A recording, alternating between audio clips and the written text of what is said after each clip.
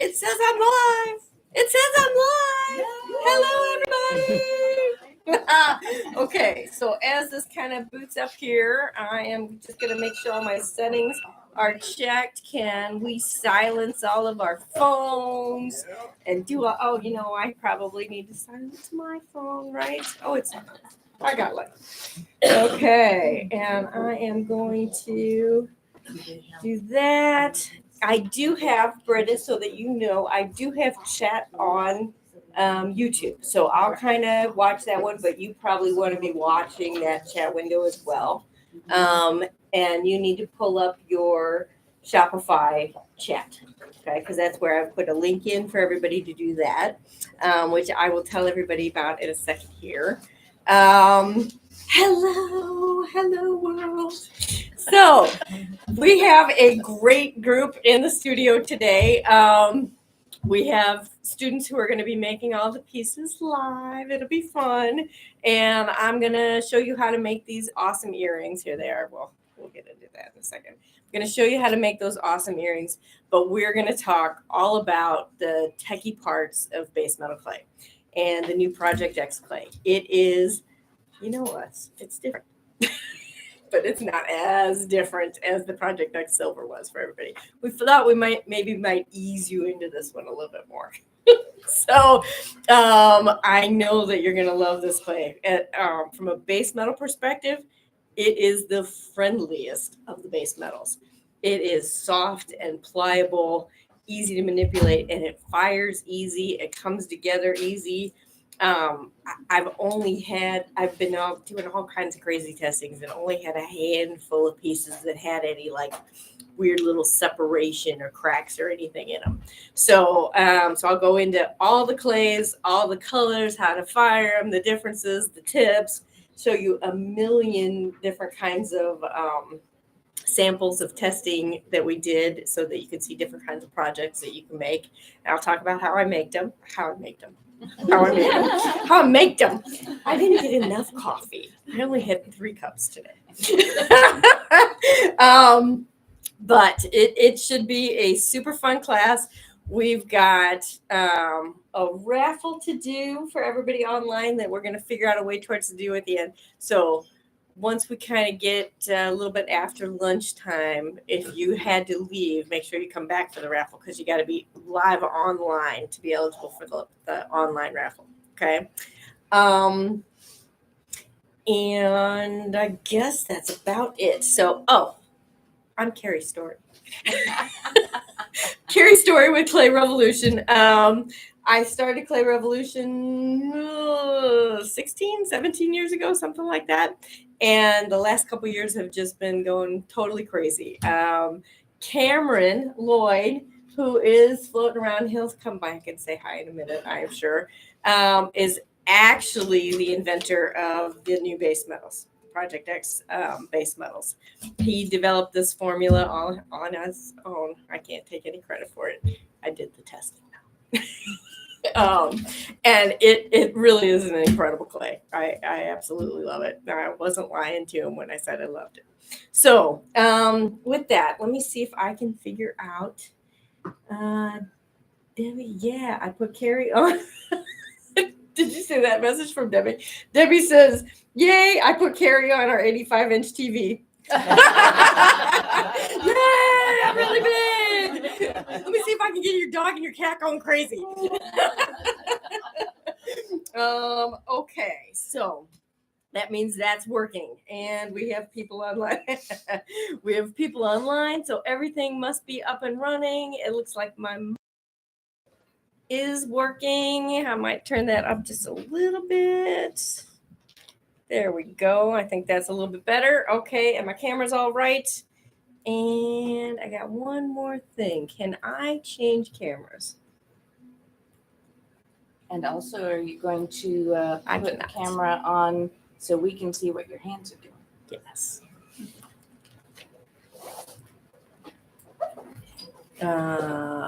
Yeah, I cannot change cameras on this streaming service, of course.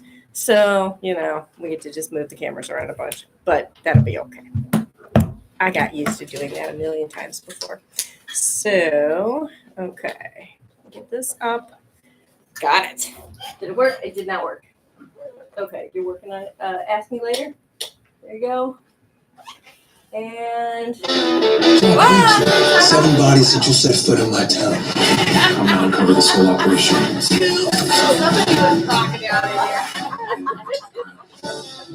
all the way up.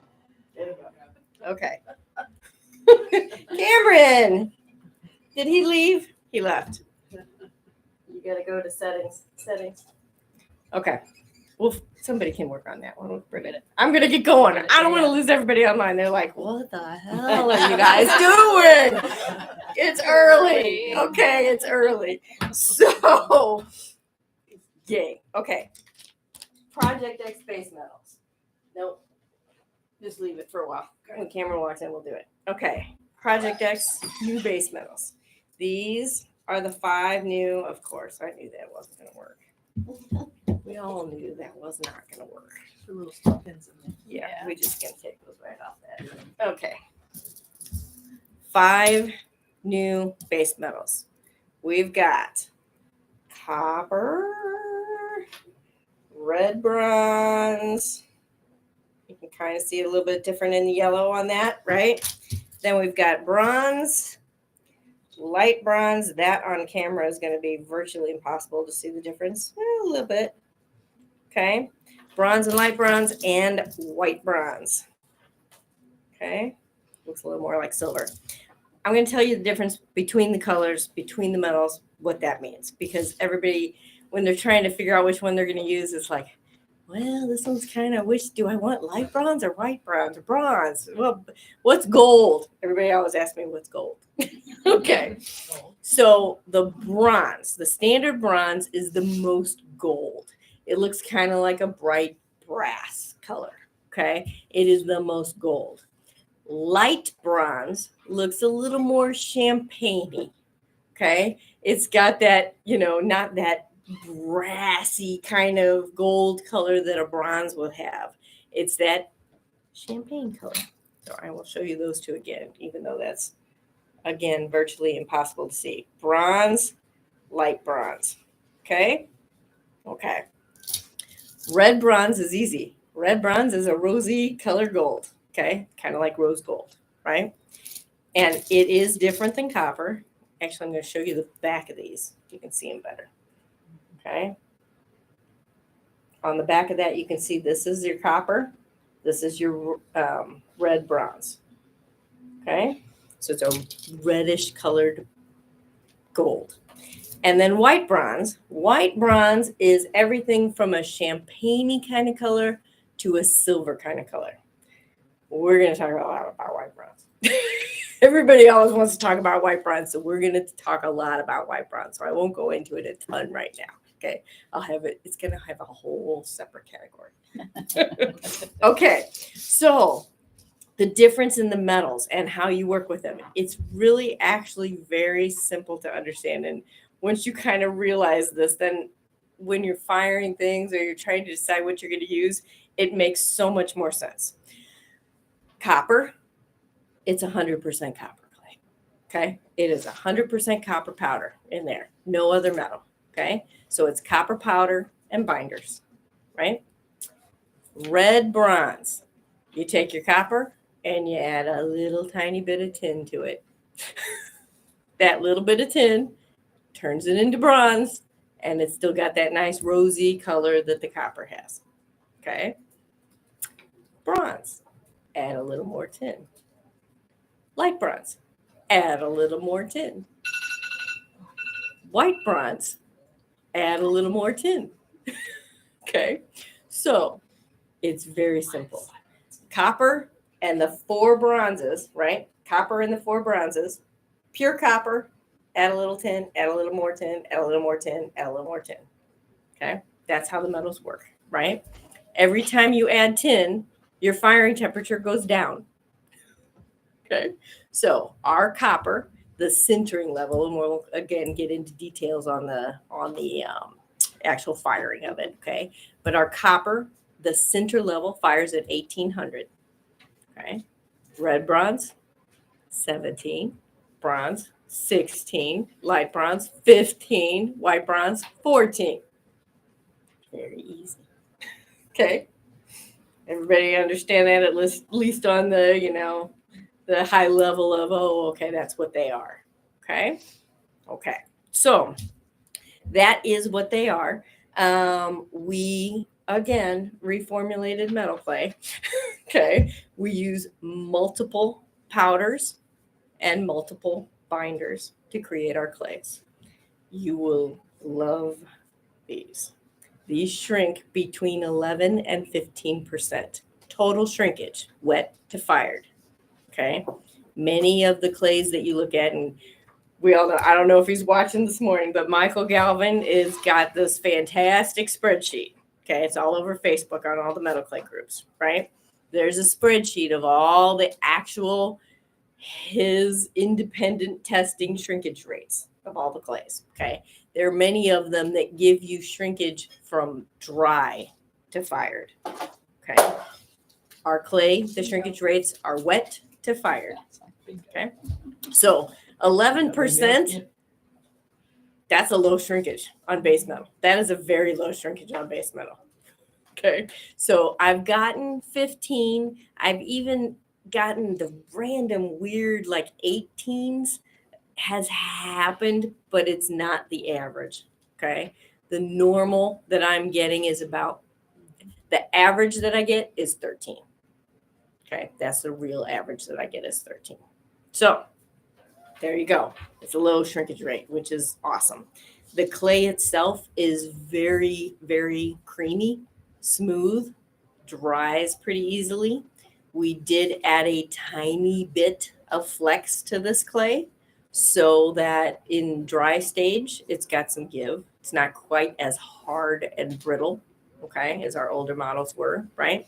So when we do that, that means you need to be a little more careful with drying, okay? This one, like with all of our clays, I don't love air drying our clay. I think you need heat on clay, okay? It's not that you can't air dry it, but we have oils and things like that in our clays. And if you don't get them out of there, you're going to get a bubble in the clay, right? So I prefer heat drying all of our clays.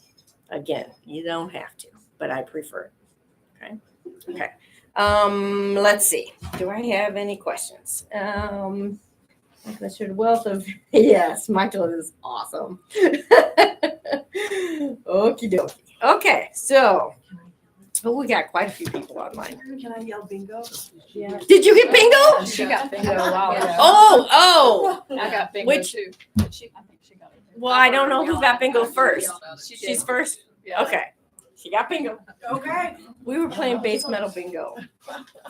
It was kind of fun. So I said all of those words already. And then some. And then I've got almost a lot of bingos on my Right. sheet. Yeah, just Said almost the whole sheet. I said almost the whole sheet. Okay, I won't even try to explain that to you guys, won't I? It's just crazy. Okay, so I think let's get into this project so that we can get these pieces made and rolling. Okay. So that means I need to try to figure out how to get this camera a better way. Is Cameron back yet? I don't think so. Okay. I texted Do you know how to do this? I did Okay. too. Okay. He's hiding. Okay. So I have to be upside down today. So Could be one of the we HDMI. are going to be, you guys will be okay for a few We're minutes. trying. We are going to be using the red bronze today. Okay. I just happen to like that color. This is the red bronze. The reason I like it for this particular project is I like using sterling ear wires. I don't like using base metal ear wires. Okay. You know, everybody's different. Some people have no problem with it at all.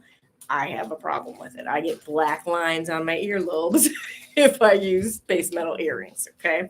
So I like using the sterling earrings. That means you're going to be mixing metal, period. Right.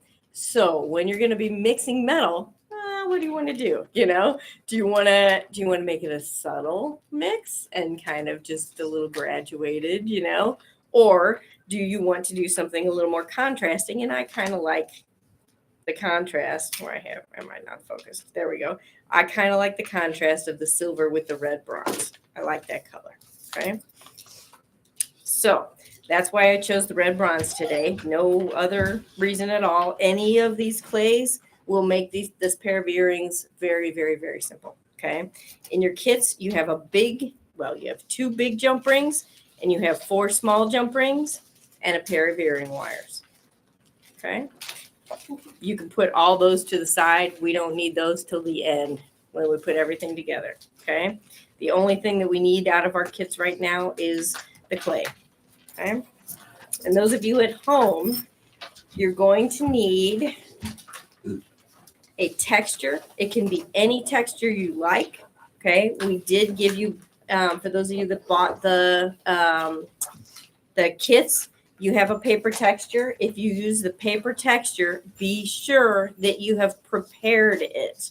So if you haven't done that, don't just jump into this project. Okay. So I'm not going to talk about that much, but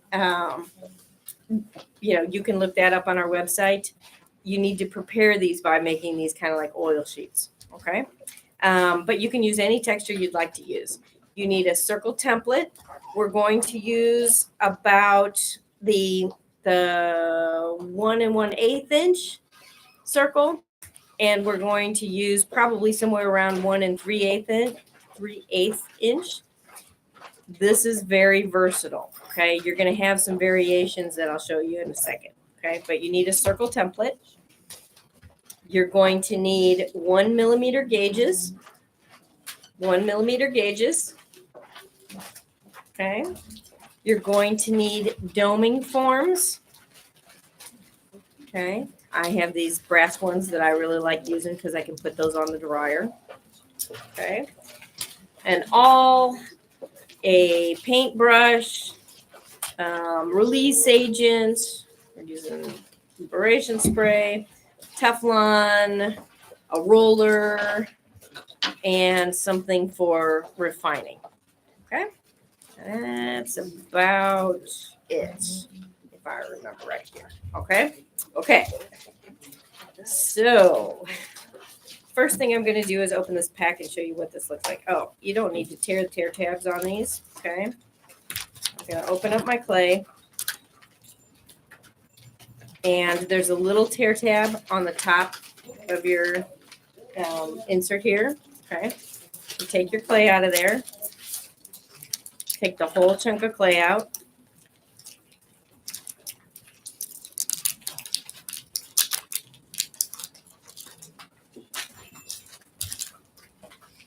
Okay.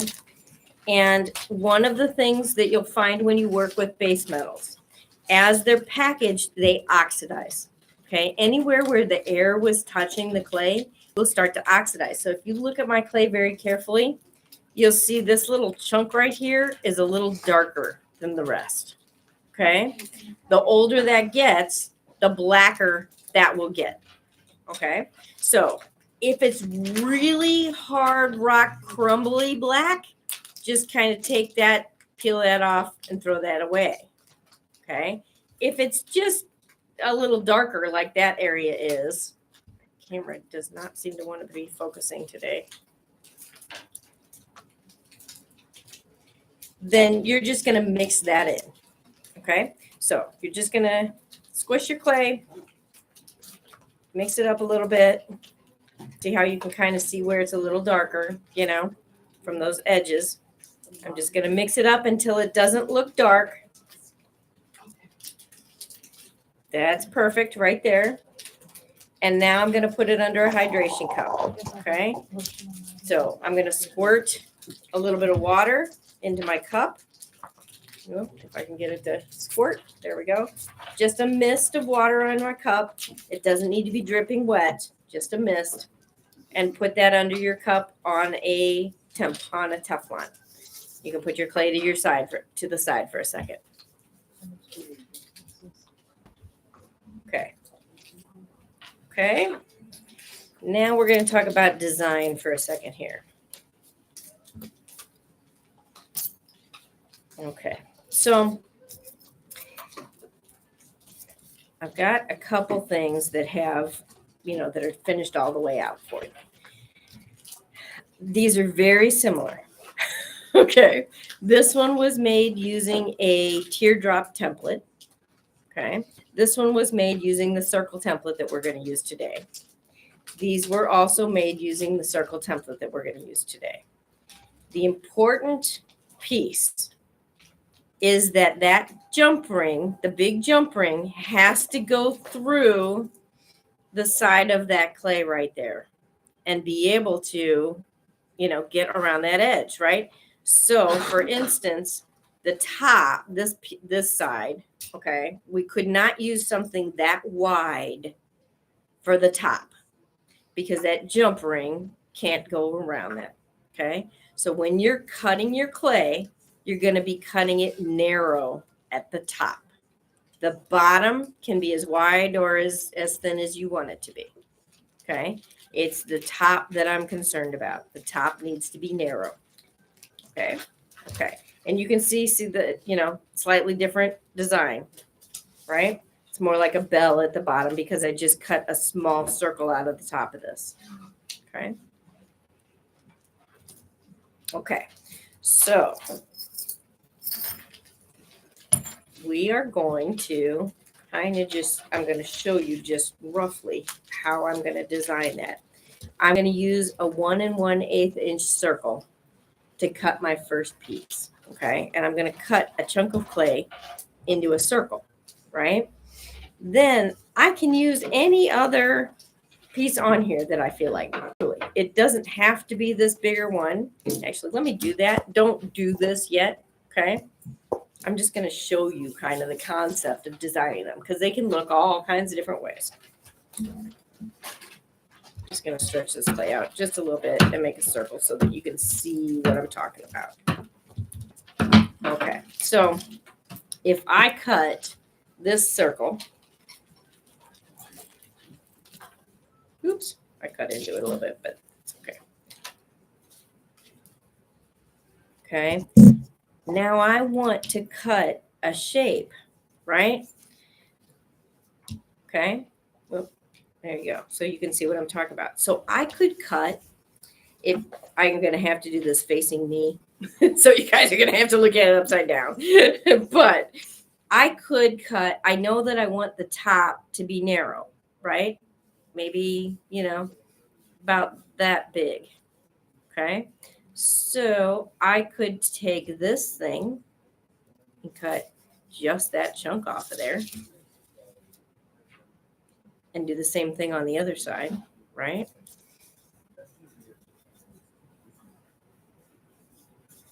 Just kind of line that up and cut that off. Okay. And there, now I've got a big bell-shaped earring.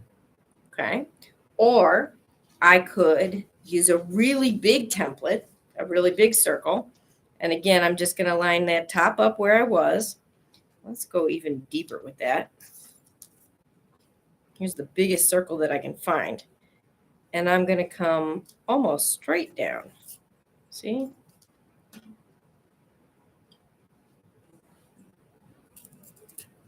Okay. So now I've got that shape instead of that big bell shape. Okay.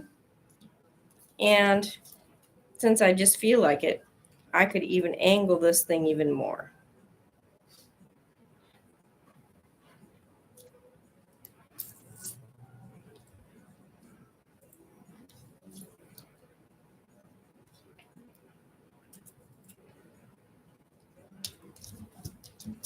See what I mean? Okay. So that's really what we're going to do with our design. Okay. So just kind of think about generally what shape you want. Okay. So to make this cut, Britta, can you chat somebody to turn off the music? Okay. So what we're going to do is get our release agent on our texture. Okay. I'm just using, just using a little bit of liberation spray on the paper texture that I'm using that's again, it's been pre-oiled. Okay. Okay. I'm going to take probably about half my clay, just because I know I need to make a circle, so I need to stretch my clay out. I'll take about half my clay, put it into a pad like this. That's how I start rolling my clay. Okay, so I kind of just press it into a bit of a pad. I'm going to lay my gauges on the side of my clay like this. And I'm going to stretch the clay out to that size, that 1 1 inch circle shape. Okay, so I can roll different directions with my gauges, right? I just want to make sure I press all the way down and get my clay nice and flat.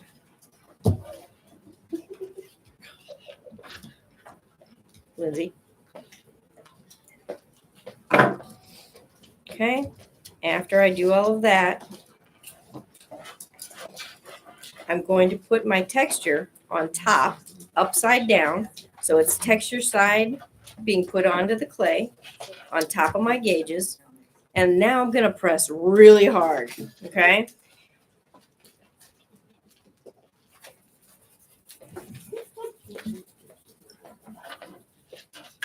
You can see my texture, okay? You may want to, depending on the kind of texture you're using, you may want to go up one level on your gauges, right? And then drop down to a 1 millimeter. So you might want to roll your clay out 1.5 and then roll it down to 1 on your texture. It depends on what texture you like to use. Okay. Okay. So I'm going to take this guy and cut my circles. There's my 1 1/8. There it is. Actually, I think I want that spot up there. Okay. I'm going to cut that circle out first. And then I'm going to leave all this clay on here. It makes it easier for cutting my other circles. Okay. So I'm going to find the circle that I want. I think I'm going to go with this look. And just kind of line it up. You can see through these templates, so you can kind of line everything up. Okay. Cut that out. So see, there's my bell shape now. So you're not texturing it. Okay. No, I textured. Okay, so. Okay.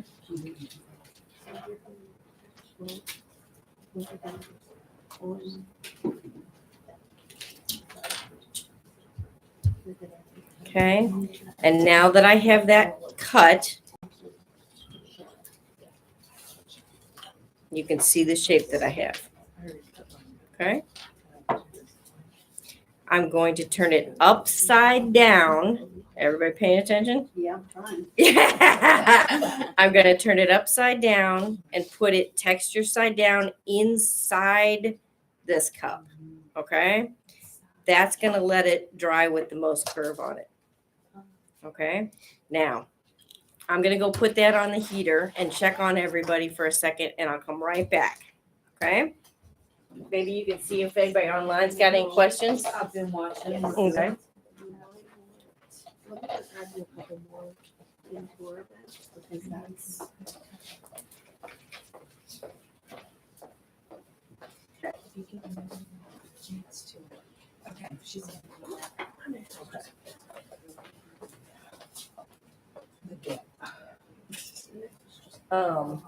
So Just went too fast for me. Yeah. I'm trying to get. So, guys, everybody in here, the domes, you have one dome in front of you. Okay. There's a couple extra in the center of the table. You got to shift a little bit. Okay. I didn't have quite enough domes. But if you put it on the heater for just a minute, you can take that piece out of that one and put it back up on the heater. It just needs a minute to set. Okay. Okay. And I'll get mine as soon as I can get my dome empty. You guys can have my dome too. Okay. Yeah, there you That should be good right there. So now we're going to flip it onto your Teflon. No, do the edges, there you go. Flip it over. And then you can kind of grab the edge and peel it off. Okay.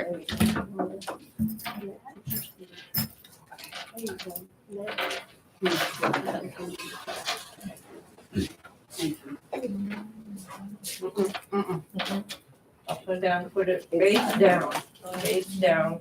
There you go. That's it, but you haven't cut it yet. Oh, no, I haven't. We should, Carrie, we should give him two. Not yet. But yes, okay, but not yet.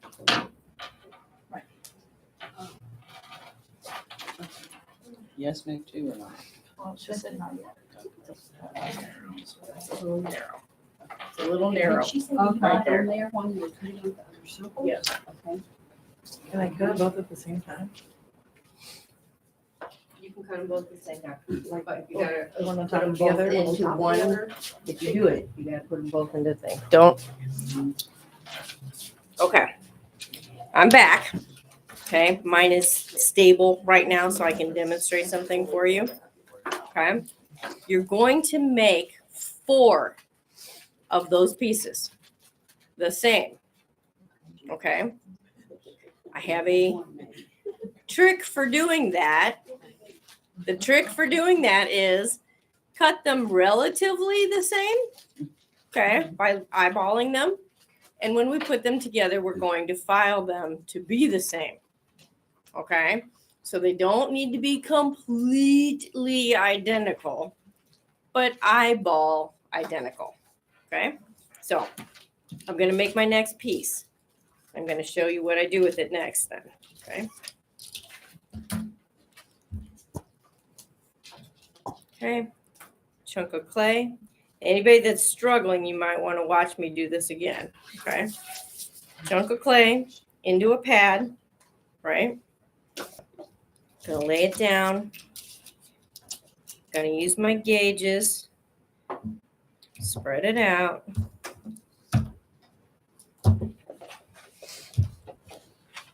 Okay, I'm gonna put my texture on. Because I'm using a paper texture, I'm putting it on top. The lincors, you'll actually just move your clay onto the lincor mat, okay? I'm gonna press very firm all the way down.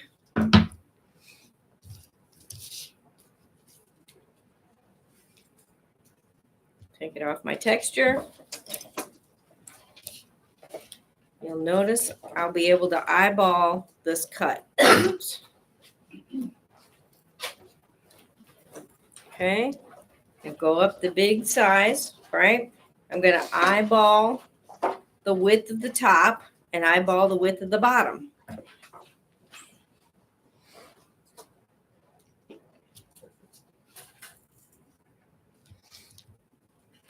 And I'm sure that there's a way to measure this precisely, but you don't need to. Okay.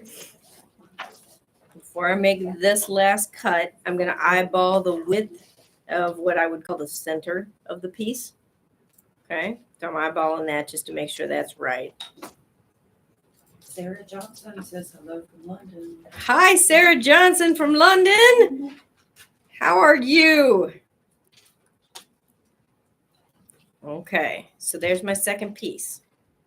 Okay, now I can use one dome for both pieces, especially if I've let this one sit for just a second, okay? Because then I can kind of scoot it over a little bit. Again, face down in the dome. Okay, everybody see that? Right? Put that on your heat, let those set, and then you can use your dome for the next 2 pieces. Okay? Here's who needs another dome yet? Anybody? How long does it have to dry? That's a good question. I'll say that on camera. Okay. Yes. Okay, so we talked briefly about drying, but Deb just asked a great question. She said, "How long does it have to dry?" It depends on the thickness of the piece. Okay, these pieces are 1 millimeter. I would say these are going to take 5 minutes to firm well. Okay, they'll be firm after 5 minutes on like 150, 200 degrees, but to fire, you're probably going to want a half hour, something like that on there. Okay. Total time, total drying time. Okay. Okay. Let's see. While everybody starts getting those pieces going, let's see if we got any questions online. Mary Ann just asked if we sold the forming domes, so I shared that link. Yes. If anybody else is interested. Yeah. Those domes are actually kind of cool. They're, in the little kit that you get, I don't know if we have any out. Yeah, we don't have any out, but that's okay. You get 6 domes, 2 of each size and concavity. Is concavity a word? Yes, Yes. Oh, okay. You get 3 different concavities and 3 different size domes. And 6 domes total in that. Oh, she's got it all. Look at that. See? Check this out. So you get 3 different, it's like virtually impossible to show. But you get 6 pieces, and they do work great on the heat. The reason I use those, the plastic, number 1, you can't put on the heat, right? Number 2, the clay will like stick to it, as it's drying. And any of the high shrinkage and stuff like that, you're going to start getting distortion and cracks in it. So that was why I started using the metal. The metal works so much better. As soon as the metal gets hot, the inside of that metal where the clay touches it starts to dry on that side too. So you're getting drying on both sides evenly, and it dries the piece so much faster. So that's why I use this. Okay, so do we have any other questions? That was a good question. Let's see. Yeah, they can go on the heat. Yes, that's what I love about it. That they can go on the heat. Okay, what other questions do we have? Okay, so let's see. I'm gonna tell you guys, I guess, what to do next. Okay, so you're gonna make 4 of those pieces and get them dry. Do they need to be the same texture on both sides? No, Bonnie had an idea. Here's one. They could be different texture on different sides. That's kind of fun. So, yes, feel free. Different texture on different sides. Kim's like, oh. I like this one shape you had up there and I can't figure out. Is it this one that looks more like a little bean or a little acorny looking thing or something? Yeah, I like that one. That is an old a teardrop template. Oh, okay. So I'm trying to do the circle. Just that piece though. Don't take anything else out of that bucket. I just let somebody get up and dig in the buckets. Oh, stuff. Okay, let's see. So while everybody's working on trying to make 4 of those pieces, because that's a thing, right? Let's talk about the characteristics of the metal a little bit. How about that? Okay, so everybody has their hands on the clay now. What do you think about how it feels, especially like compared to the old stuff? It's so smooth. It's smooth. Yep. It's still similar. It's got the but density. Yeah. It is, I would say, more of the texture that you used to get by adding a drop of aqua. Oh, a little bit. It's that direction, but it's actually quite a bit further than that. But it's that direction. So that and Mhm. letting it sit in a moist environment, like opening the right, pack and right. letting it sit with a Okay, so watch this. This is where things start to get crazy. So base metal, dries out really fast. Okay. I sat here with Jennifer Nolenberg the other day testing this to see how long it would take us to mess up the clay. Okay. It took us a solid 20 minutes of doing this to mess up the clay, right? And then the next test was, okay, how do we get it back? So what it does from a clay working perspective, right? You'll start to feel it gets firmer. It doesn't actually get crumbly for a long time, but it gets like hard. There's no other way to explain it. It gets heavy and firmer and harder to do. It's like not as fluffy. Okay. So you just kind of, you start to notice, oh, it's getting firmer, right? That is when the X2O and the water come in. Yeah. So the way that we fixed it, we took it all the way to a point that it was just like hard and it wouldn't even take texture as easy. It was interesting. So then we rolled it out. We added to about 25 grams, we added 2 drops of X2O and mixed that in. And then we added probably 4 squirts of water over that time and mixed that in. That brought the clay back to fluffy. Okay. Got some questions on that? Jennifer just, her ears must have been burning. Jennifer's on. Jennifer, I was just telling them how we messed up the clay the other day intentionally. So this is still nice creamy clay. After me messing with it. Okay, what kind of questions do we have? Mary Ann's asking, can you make working time longer using saran or plastic? Can you make working? I'm sorry, somebody dropped something right when that happened. Can you make what? Make working time longer by using saran or plastic wrap.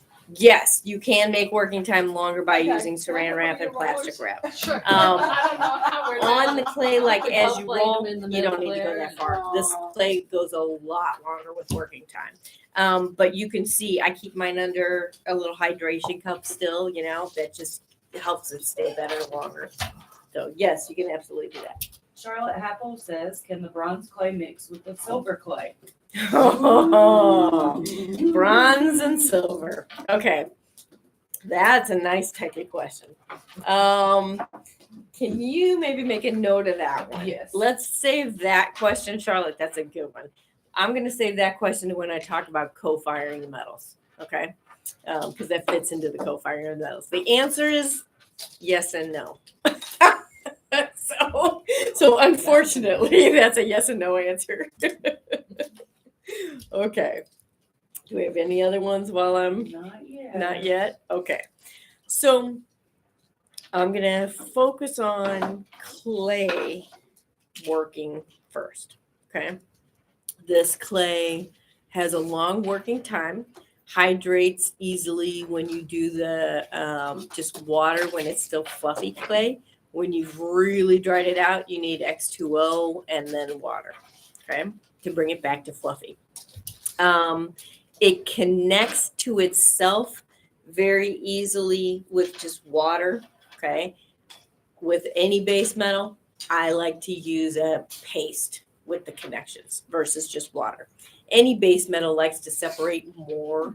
This one is way better than our older one with that. It doesn't separate, but I still prefer to go along the line of use paste instead of just water to make your connections. Okay. And I know Joanna will tell us some things. She's not on. She said she had something going on. But Joanna from Metal Clay World will tell you you don't need that. And so I'll let her show you guys how to do that. She uses the glue stuff, and just makes the connections. So I'll let her share with you guys how to do that on her tutorials. Let's see. Okay, so that's connections. Refining is relatively easy. It's not as hard as our older one. It's much lighter, easier to sand. You'll see that in a few minutes because we have to sand these earrings. Other clay working properties. Let me think. It's pretty easy to make paste out of. It will pull the water pretty easily. We talked about drying already. What other clay properties am I missing? Maybe I should get some samples out. Let's see. Oh, yeah. I'll get these out. Talk about these a little bit while everybody works. Okay, so I have a million pieces here to show you guys. Okay, clay working properties. Here you go. Snake rolls. Number 1, snake rolls. Okay. A breeze with this clay. I didn't get any cracky separating, nothing with it. Okay. And if you look at Joanna's bracelets and stuff, same situation. Piece of cake with the snake rolls. So you don't get any of the cracky edges and stuff like that. Connecting. So this piece is a snake roll. Okay. That is blended together on the side, and it might be that side right there. Might be able to see it. And then I kind of use this to fill in that gap that's on the back, right? I just kind of pressed the clay into place, made it just kind of a little, I don't know, little doodad. I don't know what you call that. Very simple to do that. It was very simple. It went together, connected very easily, and didn't have to do a lot of filling, anything like that. Okay. You can kind of see it, especially like in here, you know, I didn't have to fill that with any paste or anything like that. Okay. Clay bales. I'm sure I have several. Yeah. Okay. So this guy has a snake roll bale embedded into his forehead. Okay. That's one of the ones from the new Hobby Lobby kits. I'm not going to tell you about that though. But you can see that went in really easily and is super crazy, ridiculous strong. Okay. This is more traditional bale, round bale on the back of that piece. Okay. It doesn't break. So traditional, just, you know, paste it onto the back of there, not even with a heavy paste or anything like that. Okay. Okay, what else is a clay property? Let's see. Oh, I did. Well, that should be in the firing. Let's see. Oh, connections. This is a good one for connections. Okay. See, you guys are going to love this. When we do testing, basically what we did, and you guys, everybody would love it, but we always do it at the last minute. I got out a bunch of clay and sat everybody in the office down and said, make a bunch of stuff. And they're like, well, what? I'm like, make anything that comes to your brain. Call me next time. Bonnie's like, call me next time. Yeah. Because, you know, if it's me, I have certain techniques I use, right? But I want to see how somebody else uses the clay, and if it messes up doing this or that, or is it good for this or that, you know? So we made all kinds of crazy stuff. This is one of them, okay? So don't judge. This is a crazy face that I made, okay? I was trying to see about the water connections, and would the water connections be solid enough? Right? Really, you know, stand up to firing, not separate in the joints and things like that. So you will see these silly little eyelashes on this guy. Let's see if I can get that on camera. Are just stuck onto the top of those eyeballs. Okay. Kind of see it a little bit. See what I mean? They're just crazy little eyelashes stuck onto the top of there. And I could not believe he stayed strong and fired and no issues whatsoever. So, water connections, very good. That was a check off of the list. Thickness of firing, right? We tested a bunch. I have like a dozen of these little owls all over the place. I thought maybe I would be lucky and somebody would walk in the store and buy them for the holidays. Okay. So this guy, and these are all fired 1 hour. So standard firing, not a long firing, and not a slow ramp or anything. When you're firing thick clay, a lot of times what you need to do is slow it down so that and basically the way to explain that is if you get too hot too fast, the inside of the piece doesn't reach the temperature that the outside of the piece does, right? So you get a crust of metal on the outside and the inside hasn't sintered. And so what happens is the outside starts shrinking, the inside's not shrinking, and you get a crack on the outside. Okay. So when you're doing really, really thick clay, most of the time you want to slow that ramp down so that it comes to temperature much slower and your entire piece of metal will come to temperature at a closer time. Okay. The inside of the piece will be the same temperature as the outside of the piece and it will shrink consistently. Okay. So these little owls were, okay, how big can we go before we have a problem? Okay. So let me show you. This little guy is 12 millimeters thick, no cracks. Okay. He's probably 12. Yeah, he might be more than that. Might be 15 millimeters thick. Okay. No cracks on that little guy. This little guy, he's bigger. He's maybe 20 millimeters, something like that. Okay. Right.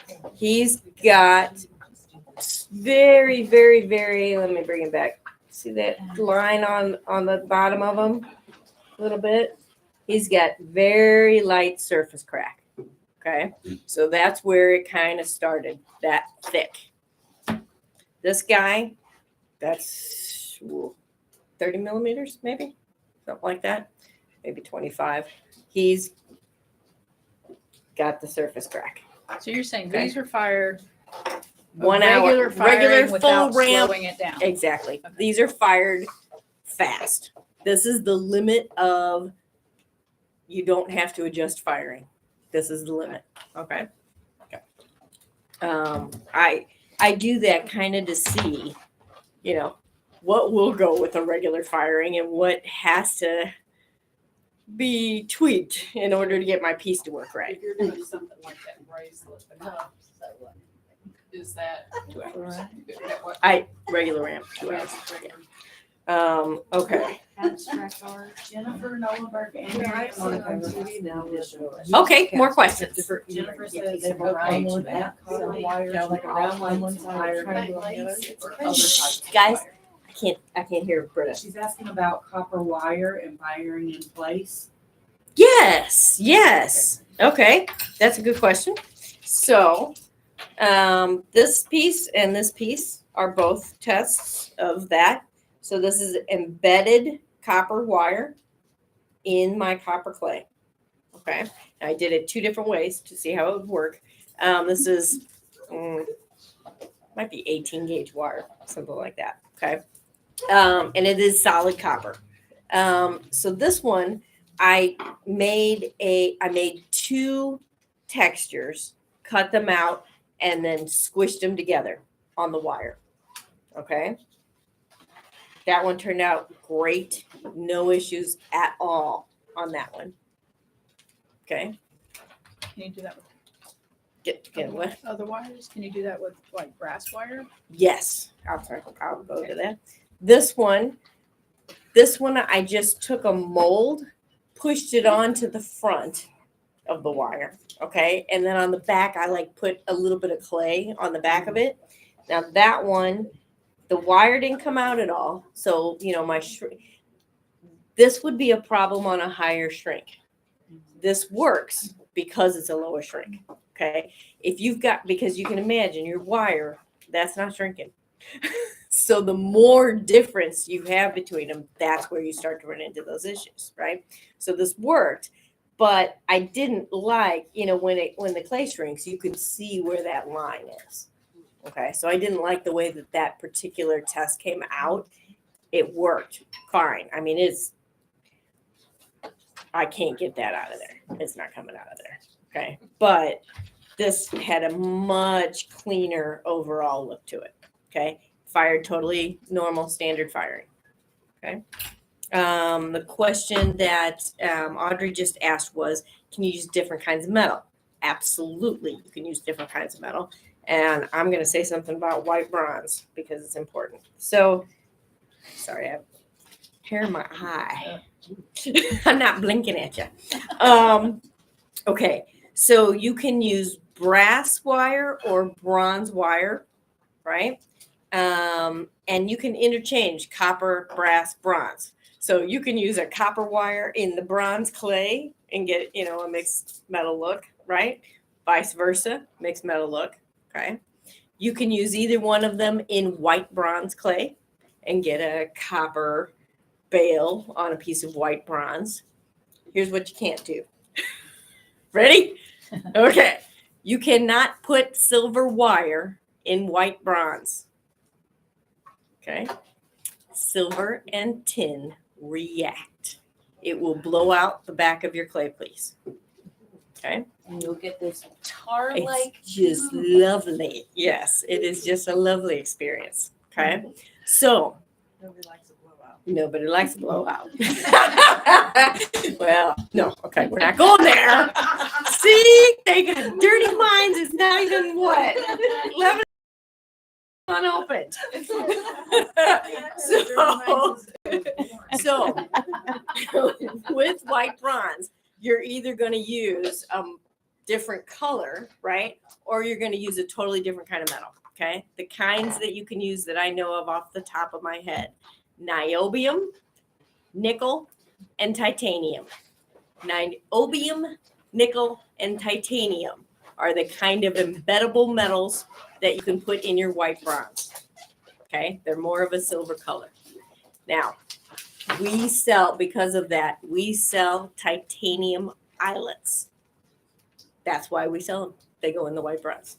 It's the only reason we sell them. Okay. I did a bunch of tests on those different metals. I prefer titanium on all of it. It comes out the cleanest. I can't remember. I think it's the niobium. Well, and nobody likes nickel, right? Because of all the allergies. So that's why we didn't use the nickel. And I think the niobium gets the darkest when it came out of the kiln. So I think that's why we settled on titanium was the favorite for it. Okay. Yes. Mary and Monica, 2 questions. What patina works best on the new clays? Each had Okay, one. and is this only a one-stage fire in carbon, or is there a burnout open shelf? Gotcha. Okay. So I haven't talked much about the firing yet. Okay. Patinas, the quick question to that is all the standard patinas are going to work with this, Marianne. I don't have, you can take my pieces out of mine if you want, Abby. Take the pieces out of mine, Abby. Take the pieces out of mine. Yep. I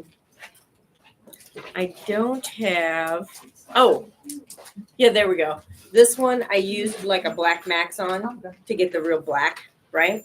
Liver of sulfur works on base metals. It's just not, it's not a super visible thing. It doesn't go black like it does on the silver, it just kind of darkens it a little bit. So I tend not to use liver of sulfur on my base metals really. The other thing is they're going to patina on their own. So you got that whole thing going too, right? But then the one that I really like using the most, I will either use like a black max to get that contrast that I need, or I love the green patina. Love the green patina. To me, that is just always the coolest look on the base metals. Okay. So this is a Midas green patina is what it's called. Okay. One of our Canadian customers, LJ, says, could I use fine silver wire on the white bronze? No. LJ, you cannot use silver on bronze. Okay. Silver and tin react. That's the issue. So when your silver and the tin in your metal reacts, that's when you're going to get it. And it's literally like little mini blow up. Okay. So I used to have, but it's not over here. Otherwise I'd get it out. I have a lizard that's the head's blown off on the back of it. I kept it because it's a great demonstration. So yes, you cannot put any kind of silver in the high tin contents. Now, that is going to go back to, this is a great question about the bronze mixing with the silver, right? The mokumegame question. Okay. Here you go. And I said, well, yes and no. Can you do mokumegame with bronze and silver? Yes, you can. Are you going to get a reaction between the tin and the silver? The more tin you have, the more reaction you're going to have. That's the problem. Okay. So if you want to test it, keep the mix of silver low, keep the mix of tin low, which means go with a red bronze, right? Okay. That's going to keep your tin lower, right? That's going to mean you might have more success. Okay. That's why people don't enamel and stuff like that a lot, because you end up with reactions with the tin. Okay. So that's where the problem is. The tin. The tin is the problem. So hopefully that answered both of those questions at the same time. I think so. Okay. I think we still have the firing question. So I'll wrap that one into the firing when we get there, because there's a lot about firing. Okay, but it looked like everybody started to be done kind of making their pieces. They got all caught up here. So I'm going to go back to the project then, okay? And we'll come back. I got like a million pieces laying here to show you guys, like hair bands, all kinds of. The pea pod, everybody liked the pea pod. So that was fun. So we'll talk about all these, and of course, the big old bracelets, because I can't really believe that that's possible, but it's you. If you know me, you know I say things like, don't make cuffs, don't make rings. You've heard me say that a million times, and it worked. So I was proven wrong. But I'll admit it. Will Cookson be bringing the new formula base metal plates on? Sarah would like to know. Sarah would like to know if Cookson Gold in UK will be bringing the new base metals. We do not have an answer from Cookson yet. So Sarah, please write your Cookson rep and ask them to pass it on to the purchasing department that you guys would like to have it. Okay. Oh, one more tiny thing. Each 5 colors comes in 4 sizes: 25, 50, 100, and 200. They're all the same price. Do you happen to have prices up in front of you? I can get them Okay. quickly. 12.50, 22.50, and 42. Okay. Sounds about right. Close enough. We'll go with that. Okay, so $7.50 for 25 grams, which is like crazy cheap when you think about how much 25 grams of clay This is. was 25 grams. That was 25 grams of I clay almost that have you're using. 3 earrings. Yes. 3 sets of 3 earrings. sets of earrings. Raquel's working on 3 sets of earrings. Saving my cutouts. You're saving your cutouts. Oh no. Okay, so $7.50 for the 25. I think we said $12.50 for the 50 gram, $22.50 for 100, and $42.50 for 200. Okay. Your same discounts. If you had discounts with us, your same discounts all apply to it. Okay. Okay. Okay. Right now, Cool Tools, Metal Clay World, Metal Clay Studio in Luxembourg, and the Terra Collective. Where's Terra Collective? Ohio. I think that's Ohio. Those are our 4 distributors right now, right? Yeah. So we have 4 distributors right now that have the base metals. Okay. Helen Luttrell. Helen, yes. Do we need separate tools for silver and base metal clays, or does a little dust matter? You know Helen. Okay. So Helen asked a great question. Do we need separate tools for base metal and silver? A little bit. Okay. The ones that matter are your sanding, refining equipment, right? So your awl, you can wash your awl. Wash your awl. Your textures, you can wash your textures unless they're paper, right? So anything that you can wash, you don't need to have 2 different sets of. Paintbrushes, I tend to keep 2 sets for paintbrushes because that stuff gets way down in there and you're washing a lot of stuff out, okay? Especially then if you're using the silver brush, you're washing a lot of silver out of that silver brush all the time. It's not worth it. So I keep 2 separate paint brushes, but you wouldn't have to. But all of your sanding things, those you need to keep 2 separate sets of because you can't get that out of there. And if you put the base metal into your silver, you're going to get black pits in your silver. Okay, so yeah, that's important. Good question, Helen. Good question. Okay. Okay, are we ready? You're looking at chat and looking at? Yes. Okay. So you Joanna got says both. hello. Oh, Joanna's on. Joanna. And do we sell our green patina or where's the deed? I got the green patina from from Rio. But I Okay. think you can probably get it. Do you know who else sells it? They have stuff for bronze and brass too. They do. There's I forgot to talk about that one. Baldwins. Baldwins. Metallurgists used to carry it, but I don't know. Yeah. I would imagine most of the big jewelry supply companies are going to have some of the different chemical patinas. The other one that I forgot to mention while I was talking was Baldwin's. Baldwin's is great for bronze. It will turn your bronze like chocolate brown, which you can then get really cool contrast and stuff with. Okay. I'm going to go grab my piece and show you the next step. My hands are not messy at all. Oh, yes. Okay, so we just had a comment, so I got to share it with you. Yeah. Did you guys notice? Yeah. Nothing on the hands. Yeah. We were really happy about that because it used to just be everywhere. Yeah. Yeah. Yeah, that's the first thing I noticed. Even when I remoisturize some.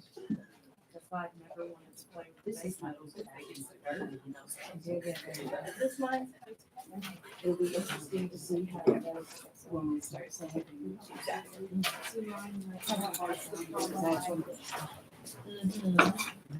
Okay. Debbie is asking if you guys lubricated your hands at all. I did. I did not. Okay. So We you got have half. half yes, half no. Yeah. It's gonna, I mean, it was just the leftovers from lubricating Yeah. from chloride. And you guys saw me like trying to, well, here you go. That piece that I was really messing with, it's still soft.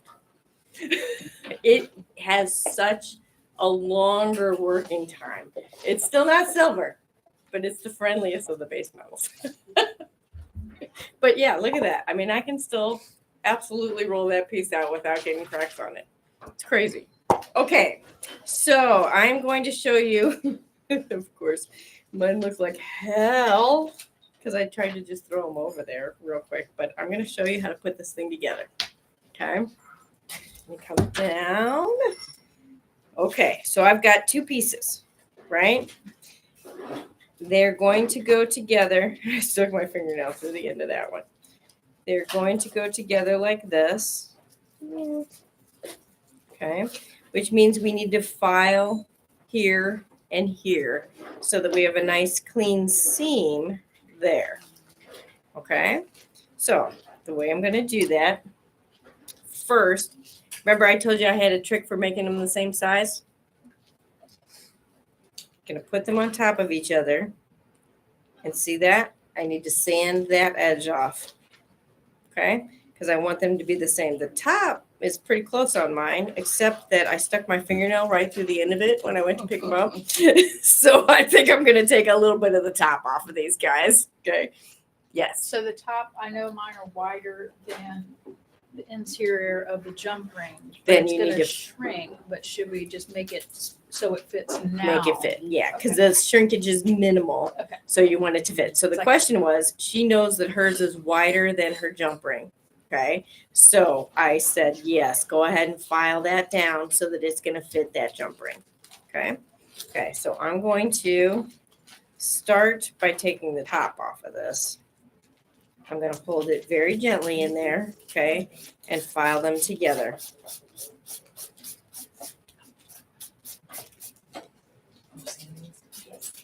Do we have sand?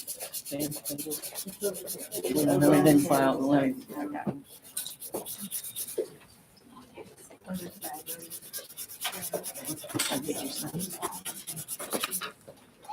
Almost. I got one little divot left.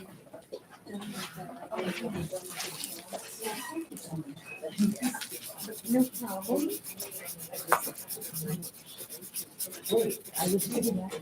Okay. Top of those look pretty even now, but they're not straight anymore.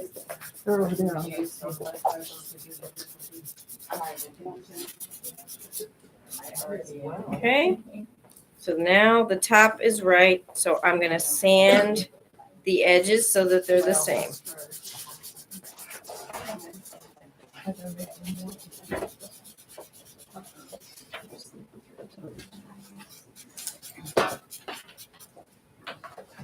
And of course, we should clean up our inside curves. Oh, I take this and kind of do this. I'm sorry, I'm off camera. I kind of do this to clean the inside of this. Is that what you mean? Yeah. Yeah. Yeah.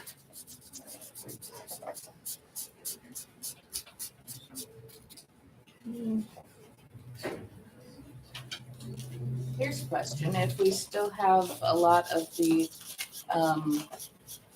tools with your old clay on, how thoroughly do we need to clean before we can use them with this? That was a good question. Okay, so the question was, if we use a lot of your old clay and there's old clay on them, can it transfer into the new clay? You should be fine, really, unless you have like those paintbrushes with chunks on them, like Bonnie makes those leaves, right? If you got some mega, yeah, I'm like, you know, for making paste, all that, you should be okay. You're not going to have like an interaction between them. It's just going to make it less friendly. Okay, so now I have my pieces the same size. Okay, now I'm going to bevel the ends. Is everybody paying attention to this part? Okay, I need to file this edge right here at an angle. Actually, I'll show you on the big one. Woo. Okay, so this edge, I need to bevel this. Okay, so that when I connect that piece and that piece, they will lay closer together. Okay, so that's what we're going to take off. We're going to take off the top and the bottom of the inside of that concave. Okay.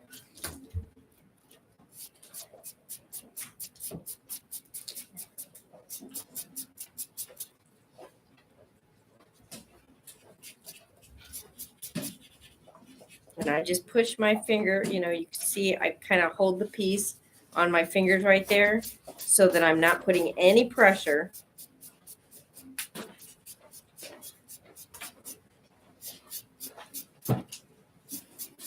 On, you know, on the clay right there. Okay. I just hold my finger under it.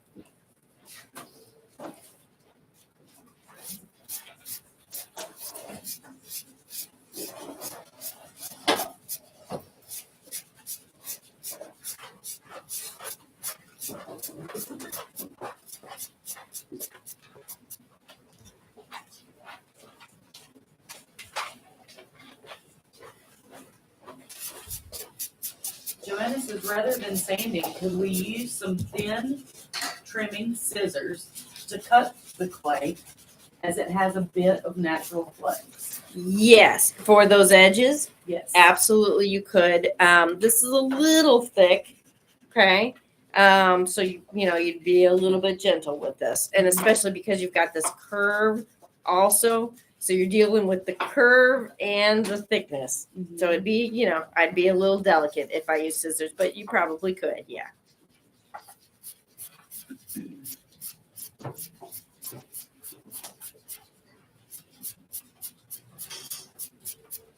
Okay. So that's almost done. I'm just going to fit them together, make sure they fit relatively nicely. Oops. I gotta move this camera, it's killing me. Okay, there we go. Yeah, see, I probably need, if I can show you that angle. Yeah, I need to take a little bit more off of this side because it's a little bit thicker in there. That piece doesn't look too bad. Maybe a little bit more off that one too. Okay.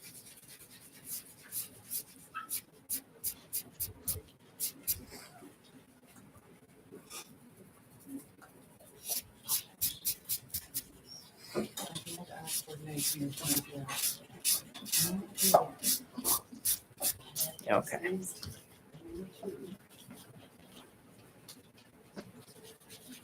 Yep, there we go. I got it. Okay, so now you can see how my piece fits together, right? Okay, you're going to take all 4 of your pieces and get them to that stage.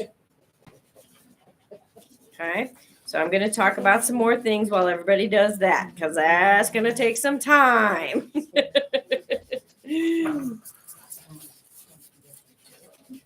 Okay, there we go. I'm back. Okay, trimming scissors. I see that. Totally personalized. Okay, blah, blah, blah, blah, blah. Okay. All the questions. It looks like I got all those so far. Okay. So let's see. What other clay pieces do we need to talk about? We're going to talk about paste. Let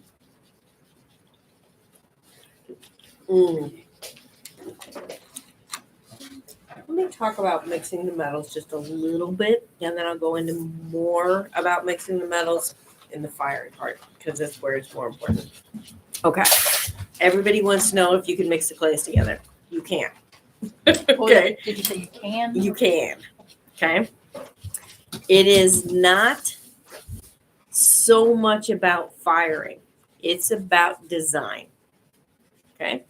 So imagine if you have a clay that you fire under its maximum temperature or its ideal temperature. Okay. That means it's not going to sinter as well, right? That means it's not going to shrink also. Okay. It's going to shrink less than it should because it's not sintering as much as it should, right? Okay. So now we talk about putting 2 different metals together. We can't fire the low one at the higher one's temperature because it'll melt. So we have to fire the higher one at the lower one's temperature. That means it's not going to shrink as much and it's not going to be as sintered as it should be. Okay. So in super simple terms, right? Let's say I have a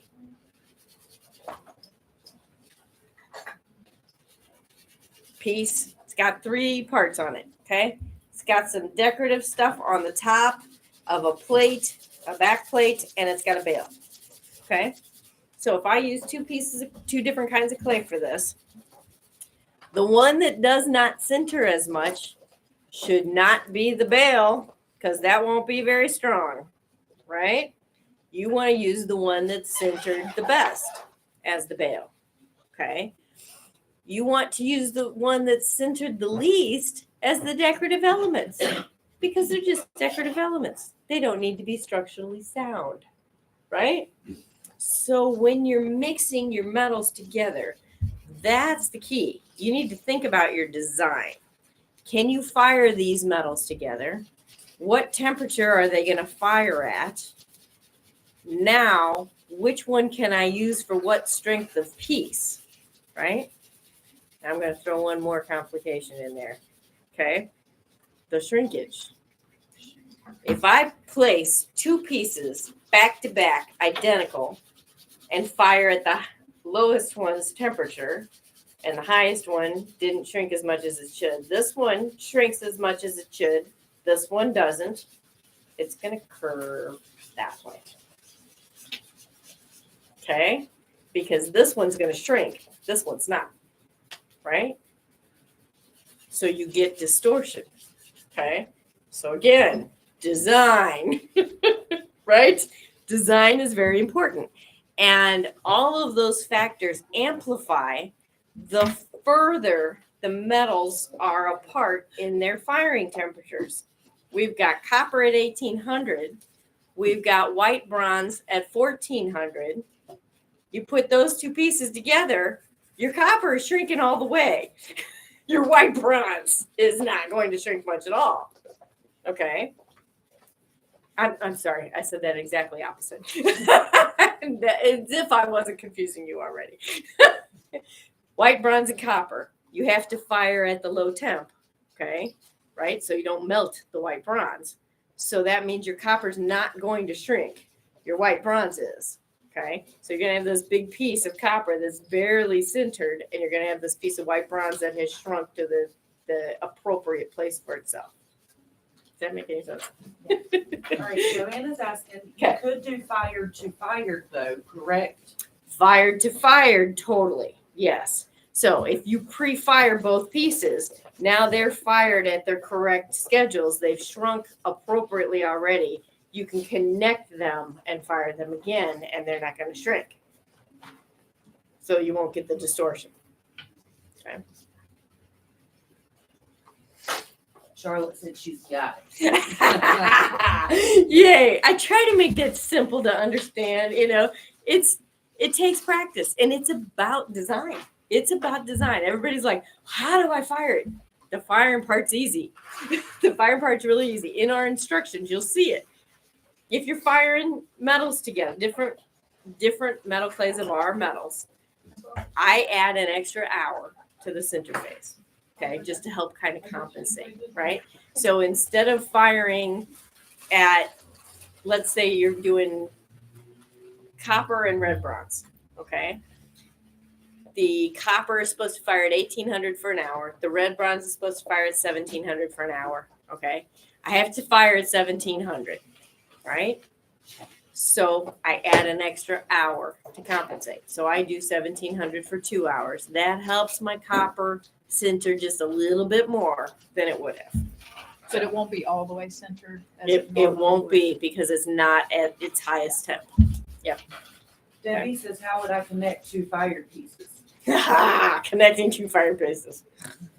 I'm assuming- Like, okay, now we're gonna get into all the things I hate doing.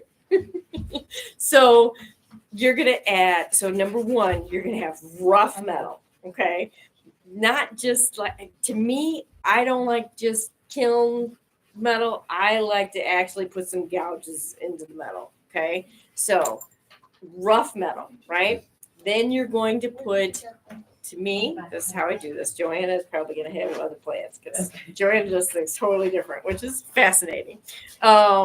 To me, I barely put any water into my clay, and I make a super, super thick paste is what I make, okay? I put that in between, squish it, blend it out onto the pieces, nice and thick, as heavy as you can make it. And then I fire it like it was brand new, just fired for the first time, okay? That's how I connect mine. You can make an oil paste if you want. With an oil paste, you need to dry much better, okay? But that's about it. It's not hard. It's just, again, it depends on the connection. Some connections will go. Other connections are too finicky that it's just not going to be strong once you're done. Okay.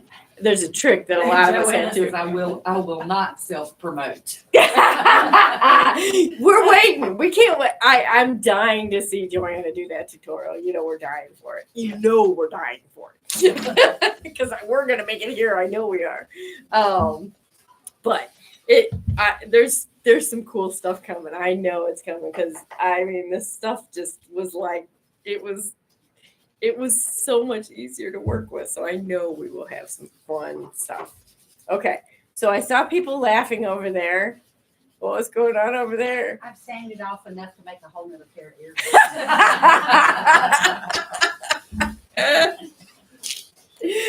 Oh my gosh. Okay. But keep all the filings because that's what we're going to make our paste out of. Okay. I got enough nuts for the whole one.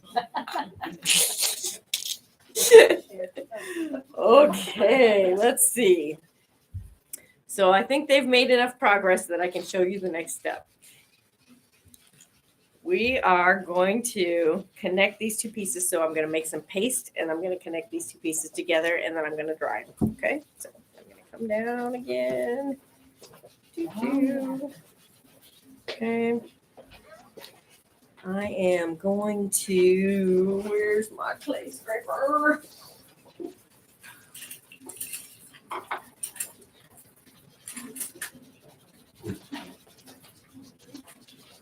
Okay.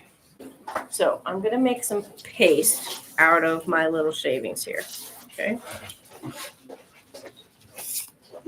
So I'm just using my clay scraper, everybody paying attention, to scrape up my shavings and put them on a Teflon.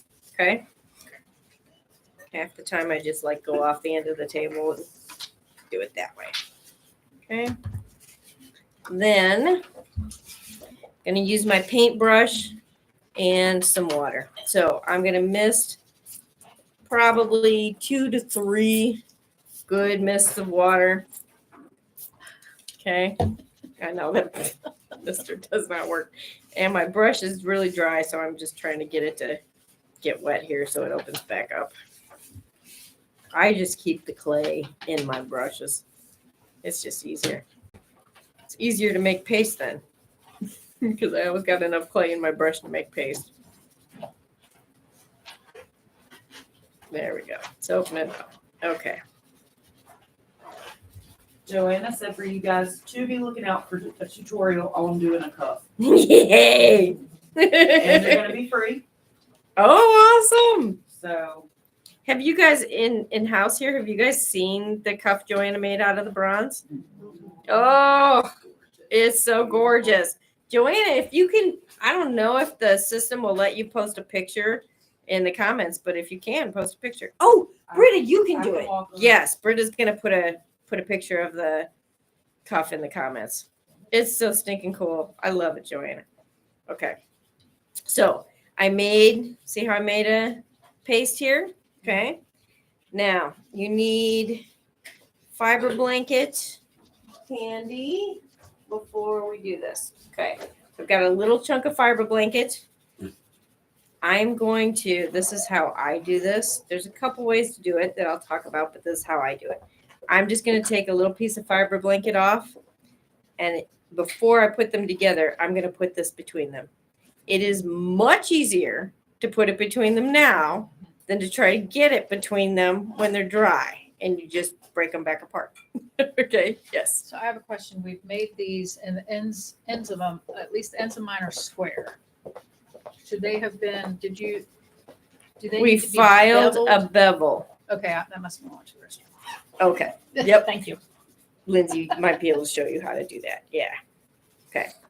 So the first thing I'm going to do then is put a good glob. You can see my glob of paste on all 4 pieces. Okay. I'm sorry. All 4 edges. 2 pieces, 4 edges. Right? Okay. See that? I got my paste there. Now I'm going to lay my fiber blanket between them. This is where it gets really finicky. Okay. I'm going to try to just lay it straight down on top of that. And look at that. It's so easy. I can't wait to see you guys do this. It's not that easy. That one just fell into place. Okay.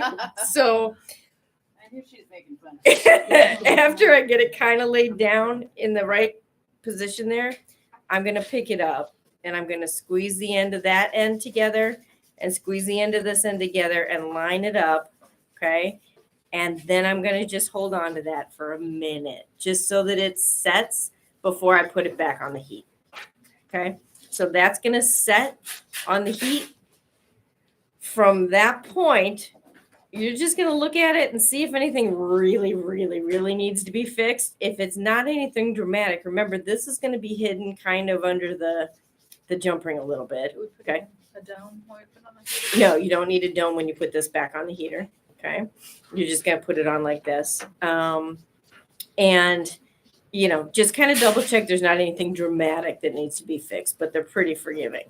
And that's it. Then it stays just like this. So for everybody here, once it's been up on there and you think it's done and it's drying just the rest of the way, I want you to move them to the back of that heater so that I know what's ready to fire. Okay. Where do we find the fiber blanket? Pass that Oh, out. here. There you go. Just pass that around. Okay. So that's what it looks like for everybody on the camera. You're going to fire it like this with that fiber blanket in there. Okay. I'll be right back and I'll talk to you about some more options on that.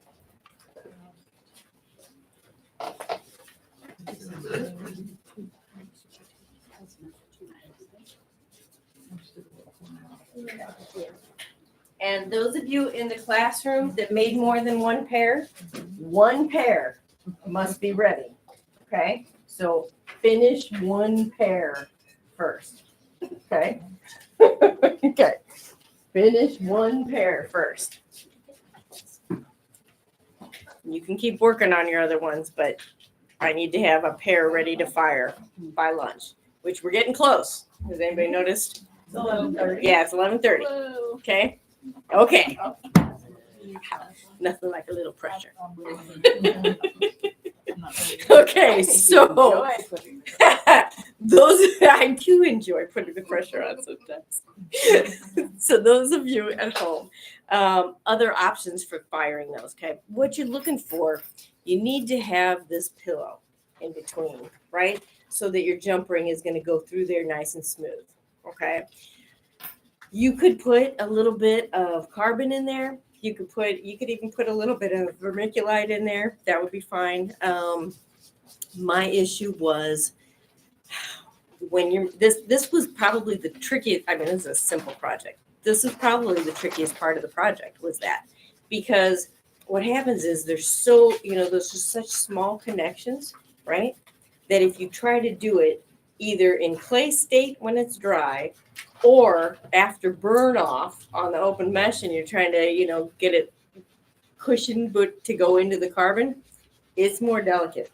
And so that's where I was running into, okay, this is the easiest thing to do. Just put that little piece of there, sandwich it together, and then the whole thing can go in. Okay. Yeah, I don't have to fiddle with it. But yes.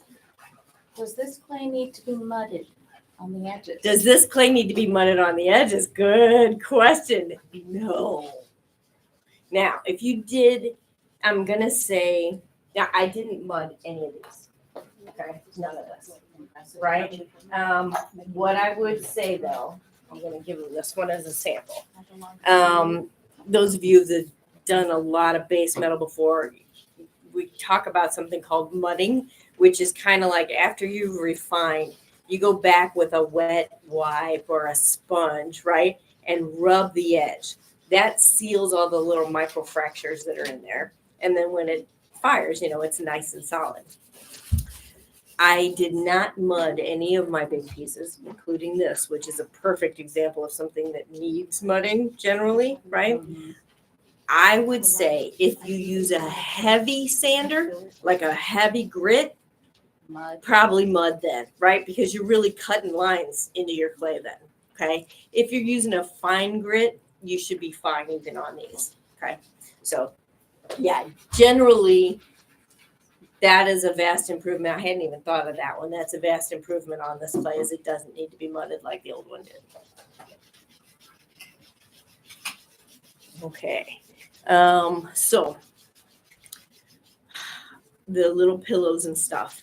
You can use vermiculite. You can use the carbon to do this. This clay doesn't really, this metal doesn't really slump in the kiln, but if it slumps even the littlest tiny bit, now you're trying to get pliers between those two layers to open it up, right? To get that jump ring through there. And if you pop one of those seams, it's a pain. Okay. So that's why I really was trying to keep them as pillowy as I could keep them. Okay. But you can, if you're gentle, you can put a pair of flat pliers in there and just tweak it just a little bit, just to open it up just a little. Okay, after firing. Okay. Okay. I think that's it for the earring design parts. I think we're on to firing. Anybody got any other, even online, anybody got any other clay working questions, refining questions, anything like that? How do you get it to stick together? I know I made the paste, but you just hold it till it dries or what? Pretty much. Okay. Yes. Until it's dry enough. Yes. You got a pillow in there? Yeah.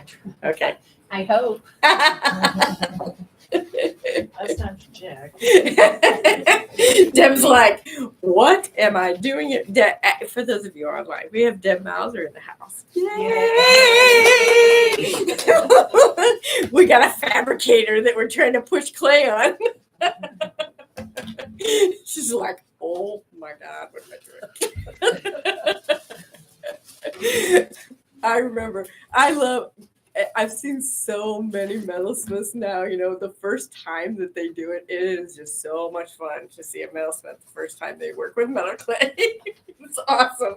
It's different. It is very different. They're asking Bronze questions go that I don't even into a understand the pin question. I'm finisher. supposed to answer. She's like, what's mudding? What's mudding? Yes. Well, Okay. Deb, you're getting hellos on our live. Oh, yeah. And Who's can the saying hi? bronze go into a pin finisher? Okay. Yes, beautiful, awesome. Okay. Yes. Oh, Debbie Shank said hi. Oh, okay. Yeah. Okay, Charlotte, can the bronze go into a pin finisher? Absolutely. Okay. I'll talk about polishing after we hit the firing stuff. We'll go right into the polishing stuff because I've got pre-finished pieces for you guys. The pin finishers work. The steel shot tumblers are going to work. I prefer the bristle discs with the base metals, especially. It was the original reason why I bought the bristle discs to begin with. Yes. You might want to emphasize only after firing, because I've had stories from Tanya Davidson about how some of her students in the early days used to put their pre-fired pieces in the tumbler. and- Okay. Don't put clay in the tumbler. Only put the fired pieces in the tumbler. Once it's fired, though. Yeah. Evidently, Tanya had students that put clay in the tumbler. Oh, boy. Yeah. Wow. Okay. Yeah, but you know what? We're saying wow. Yeah, we're saying wow, but I mean, it is a crazy concept when you realize that this is metal. It confuses people. So, okay. Okay, so I'm going to talk about firing because that's what needs to happen online. So everybody here, so that you guys know what's going to happen now, I'm going to be live online still for a while. Okay, at least another hour for sure, right? You need to finish your pieces, get them on that skillet, and take a break. As soon as every one of you has a pair of earrings on that skillet, I need to know. Lindsay, that's your job. I'm giving you that job because then they got to get in the kiln. Okay, so I would say, let me give you a time. See, teachers need deadlines. It is 11:38. Yeah, 5 to 12. You guys need to have a pair of earrings on the back of the heater. Okay, you cool? They're like. What time is it? 5 to 12. 11:38. Okay, so everybody online, we're going to talk about firing now. Okay, so I like to explain this really simply because it's sometimes just explaining the firing schedules. You're like, oh, okay, it makes more sense, So we've got 5 metals. I told you that. The copper fires the hottest. The white bronze fires the lowest. Okay. So that is the sintering temperature, not the burn off temperature. Burn off and sintering are 2 different things. Okay. So burn off means burning the binder out of the clay. Okay. The burn off step happens first, The sinter is when all the metal particles begin to melt, get tacky, and stick together. Okay. The sinter step happens second. This is a confusing thing for people that are just learning how to fire metal clay. You can do the burn off and the sinter as one process.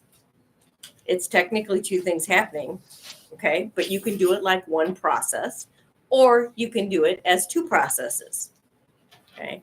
I prefer to do it as two processes. I do that for a reason. I'll explain my reasoning to you. So our clay, we burn off at 800 degrees for 10 to 20 minutes. It depends on how thick the piece is. Like those thick pieces, like the owls or something like that, I might burn those off for 20 minutes just to make sure that all the clay actually burned away. Okay. A normal piece, what we're doing today, 10 minutes is totally fine. Okay. So I burn my base metals off at 800 degrees for 10 to 20 minutes. Okay. Then I sinter my pieces at their sintering temperature for 1 hour. So copper, 1800 for 1 hour. That's my sintering temperature. Bronze is 1600 for 1 hour. Okay. Now, 1 hour is going to give you a very standard, very decent sinter. I have been tests. Let me get those because this is going to blow your minds.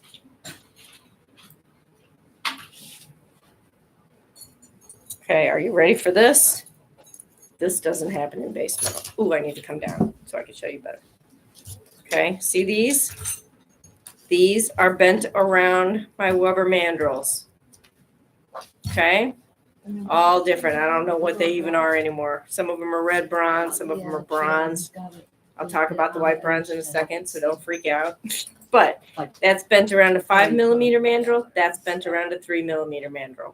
Okay. This is after a 1 hour firing at its standard temperature. If I'm making a piece of jewelry like this, okay, I'm going to probably be very safe so that I know that, it is absolutely completely done. I'm going to fire this for 2 hours instead of 1 hour. Okay. But that's the maximum I would fire at is a 2 hour. Okay. Okay. I'm sure I got a couple questions right there, right? Are we firing as fast as possible? From Debbie. Debbie, I'm not sure what you mean by are we firing as fast as possible? What do you mean by that? And then Charlotte just said, okay, yeah, I won't put the clay in the tumbler. No clay in the tumbler. Yeah. Okay. Yeah, Debbie can clarify then. Yeah, we'll get Debbie to clarify. Okay. So you're gonna fire most of the time 800 degrees, 10-minute burn off for a burn off, and the sintering temperature for 1 hour. If you're doing something special, maybe 2 hours, but that's the max. If you're mixing your metals, 2 hours. Okay. Okay. Marianne said open shelf or on top of carbon. That's where I'm going next, Marianne. And Okay. Sarah said full ramp. Question. Gotcha. Okay. And I'll then answer Debbie that said one. I was going to 800 for burn off. You said the firing temp at 9999 to 800 degrees. Now they're going nuts. Yeah. Yeah. Holy cow. That's a question. Okay. Going to burn off. Do you set the firing temp 999 to 800 degrees? Oh, you're talking about the ramp, Debbie. Yes. Full speed ramp. Now I understand what you're saying. Full speed ramp. Okay. Okay. And let me just make sure ramps. Yeah, that's all about ramp. Okay. And the carbon and the steel. What? Am I correct in thinking that each of these clays fires at about 100 degrees hotter than your previous? Yes. Yes. Okay. So what material and how the structure looks. Okay, so I do step 1, the burn off step on steel mesh in the kiln. Okay, that's how I do it. You can absolutely put it on carbon in the kiln. So I'll answer that question, but I'm not going to tell everybody how to do that. Okay, you can absolutely do that. I noticed that when I did that, when I put it on carbon for a burnout, I needed to burn out longer. Okay, I noticed that happen. So I would say instead of a 10-minute burn off, if you're going to put it on carbon, make it a 20-minute burn off. Okay, test it for sure. Test it because I did notice that it took longer to do that on the carbon. Okay, now what they're talking about, let me backtrack and tell you how I fire and why I fire the way I fire. I do a 2-phase firing for a specific purpose. Some people will do a single phase, which means you do it all in one process. It just takes longer. Okay, I do 2 phases for a purpose. When I burn my clay off and I take it out of the kiln and I look at it, it looks like a chunk of charcoal. If it has any brown left in it, I know that I have not burned it off all the way, and I can stop right there and fix the problem.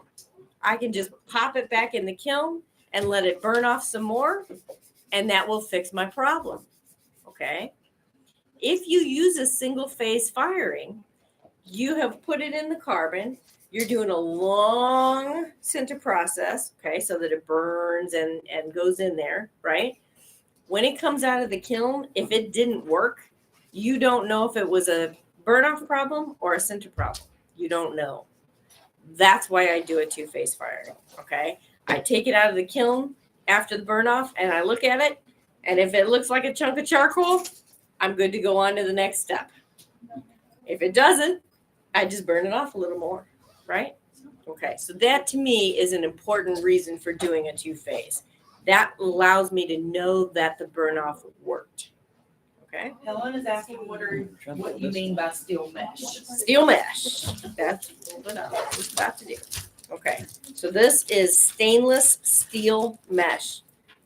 Okay. Stainless steel mesh, right? We sell those. Stainless steel is very important. Do not, for those of you that are new, do not use galvanized steel in your kiln. Okay. Galvanized steel in your kiln is very bad for you. Stainless steel only. Okay? Okay. The stuff at the hardware store is not stainless steel. Okay.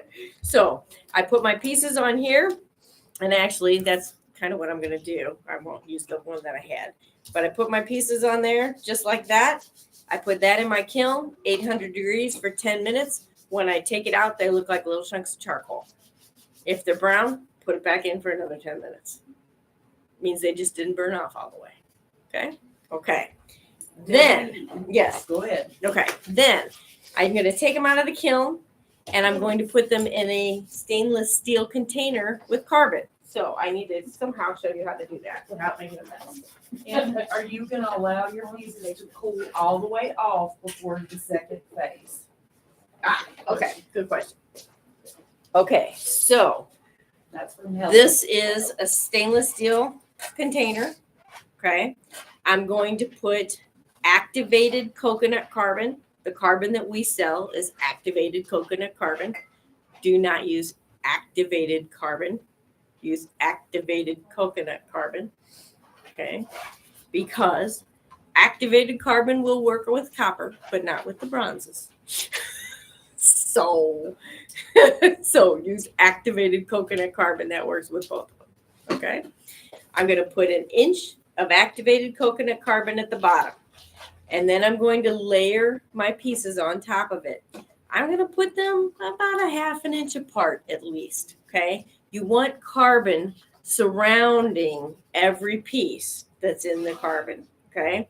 So I'm going to put, this box, I could probably put 12 of them on a layer. Okay. And then I'm going to put another layer of carbon, and I can put another 12-ish pieces on there and put another layer of carbon. Okay.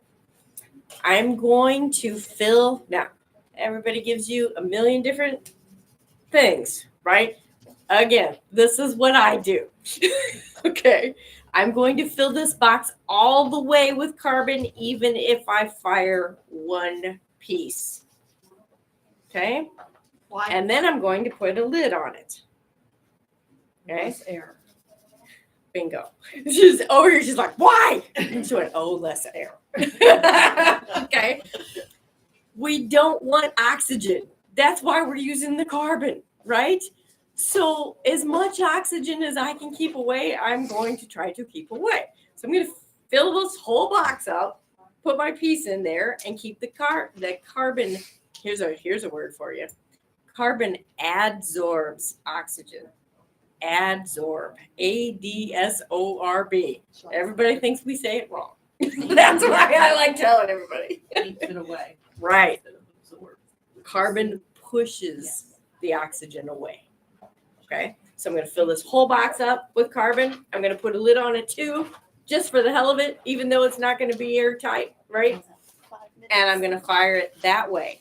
1 hour at the center temperature for whatever metal it is that we're working on, right?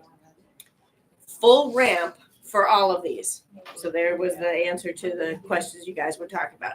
Full ramp for the phase 1, full ramp for the phase 2. Okay. The only time I change my ramp is when I have something really thick, like those owls, right? I would try to slow things down for something really thick. Other than that, I don't need to slow it down. Okay. Not for this clay. Okay. Okay. Debbie says. Hot or cold? Hang on. Let me do hot or cold. Yeah. Let me get high. I'm like, oh, there's so many. Okay. So hot or cold kiln doesn't matter for my purposes. Okay. You can put it in a hot or a cold kiln, right? Just keep that in mind, however you're doing it. If you're shortcutting, right? If you're putting it in a hot kiln, that means you're kind of shortcutting a little bit, which also means you gotta, if things aren't working right, maybe that would be why, So just kind of keep that in mind. If you're putting it in a cold kiln, you're getting a little bit longer firing time. Okay. So what I did was hot or cold kiln doesn't matter. Okay. Should work. You got plenty of wiggle room on each side. You should be fine. Okay. Taking this out to put them into this. Okay. From a technical perspective, it doesn't matter. Okay. It can come out hot and you can put them in here hot and put it in the kiln hot. However, touching them is a problem. Okay. You're not going to want to pick up fragile little pieces with a giant pair of hot tongs, right? So you might want to let them cool off at least enough that you can, gently pick them up with tongs. Okay. So it doesn't matter for technical purposes. It matters for how you can handle them. Okay. Okay. And then the last thing that I know, and then I'll answer more questions. When the timer on the kiln goes off and this box is sitting in there, okay, you're going to get better color and better results if you let this cool all the way by itself. In the kiln? In the kiln, yes. Okay. Different from your old frames. Not exactly. Okay. And I'm probably not going to get into those super technical ones because it's way too much. Yeah. But Bonnie went through my base metal certification class. So Bonnie knows all the tricks on all the color and all the stuff. We're not going there today. Way too much. So the best color is going to be to let this just cool naturally in the kiln. Can you take them out hot? Absolutely. Okay. Can you take them out and quench them? Absolutely. Okay. As soon as a hot piece of copper hits the oxygen, it's going to oxidize. Right. So if it's hot and you pull it out of there, it's going to turn black. Okay. So the cooler you let that get, the less black it will turn. Right. So there's like some magic moments. Okay. 500-ish degrees is a good temp for trying to pull it out and then quenching it and going black on you. Okay, so let it sit in your kiln until it reaches 500. Kiln's got that temperature gauge on it, right? That's a good indicator for, okay, now I can take them out and quench them. Okay, now to still get you your color. Okay, I got it all out. Now what are the questions? And everybody should have their. Everybody, you have 1 minute, yeah. Oh, yeah. And remember the back of the. Which means they're supposed to be up there and they're supposed to be dry. How far are we? 7 here. They're over here, I think. Lindsay's got them. Lindsay's helping. Okay. Debbie said after the burn off, she's heard that it is fragile. How fragile is it when putting it into the carbon base? Okay, Debbie, that's a very good question. It is fragile.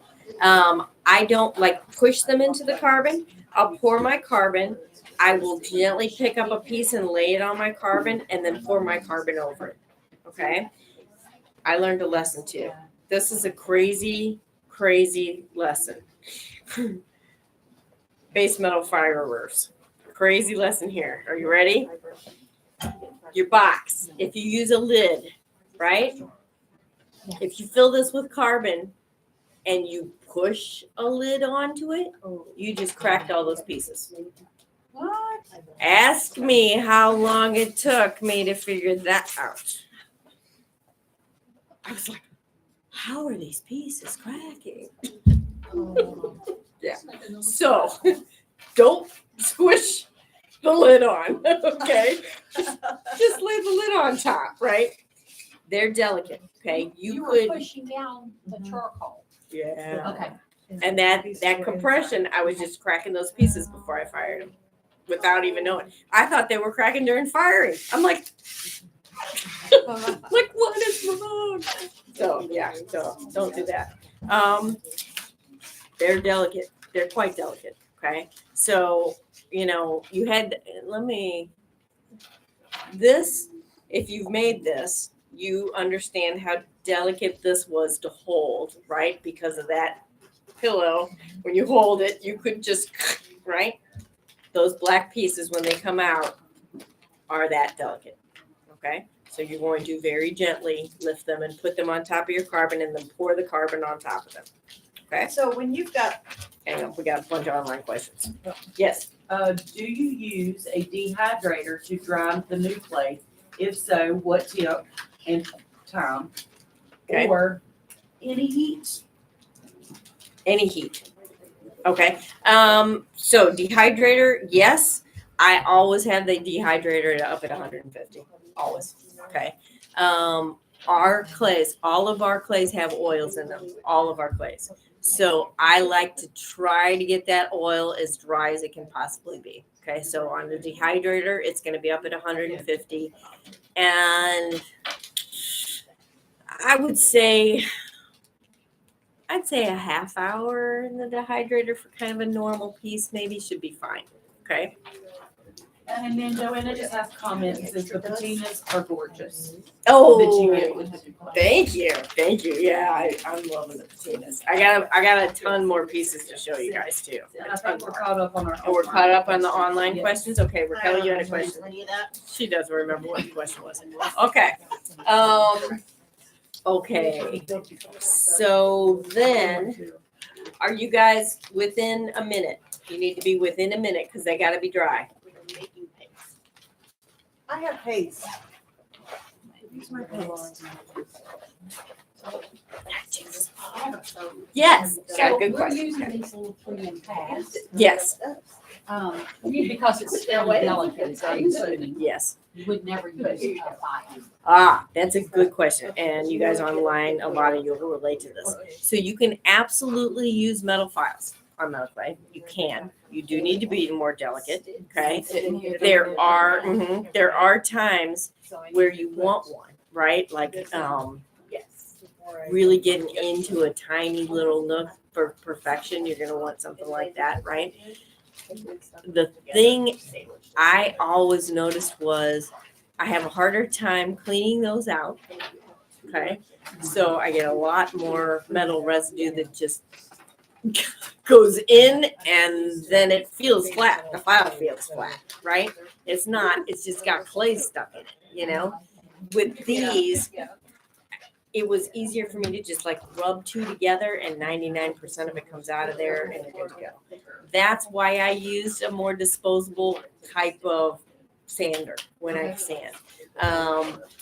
But yeah, the metal ones are going to be more refined on certain spots. You're going to get more refining. I remember all of my questions. Okay, yep, Okay, another question. so when you say you take them out, you put them in to burn them off, you bring them out, you've got layers of stuff. You just take the one piece out and see if it's charcoal, or do you have to like kind of look at all of the pieces? Okay, Raquel had a good question, but it's because you got mixed up with the steps. So I'm going to say the steps. Okay, so step one is burn off. Burn off is on steel mesh. Okay, you're going to put your pieces on here. You're going to put them in the kiln, hot or cold, I don't care. You're going to put them in the kiln, 800 degrees for 10 to 20 minutes for a bigger piece. Okay. Then you're going to take this out of the kiln. You're going to put an inch of carbon in the bottom of here. You're going to put your pieces on there, right? In like a whole layer of them. Okay. They shouldn't be touching. They should have space between them for the carbon because you want carbon all the way around a whole piece. Then you can put another layer of carbon, like another half inch to an inch. Put another layer of pieces, another layer of carbon, another layer of pieces. Carbon on the top, and then the lid. This goes in the kiln for 1 hour at the sintering temperature for that metal. So that's going to be like the 1800 for the copper or the 1700 for the red bronze. You're going to allow that to cool for the best result. Okay? Okay. We got any more online questions? Yes. Sarah Johnson, are we leaving the fiber blanket in place for the burn off and then for the center? Marilyn Monaco had the same question. Does the fiber stay in through both? Yes, stages? the fiber is going to stay in through the whole thing. So when I take my pieces out of the carbon, they still have that fiber in them. I'm just going to pick it out then because it's metal. It's a piece of cake to pick it out then. Okay? You can even quench it if you want to.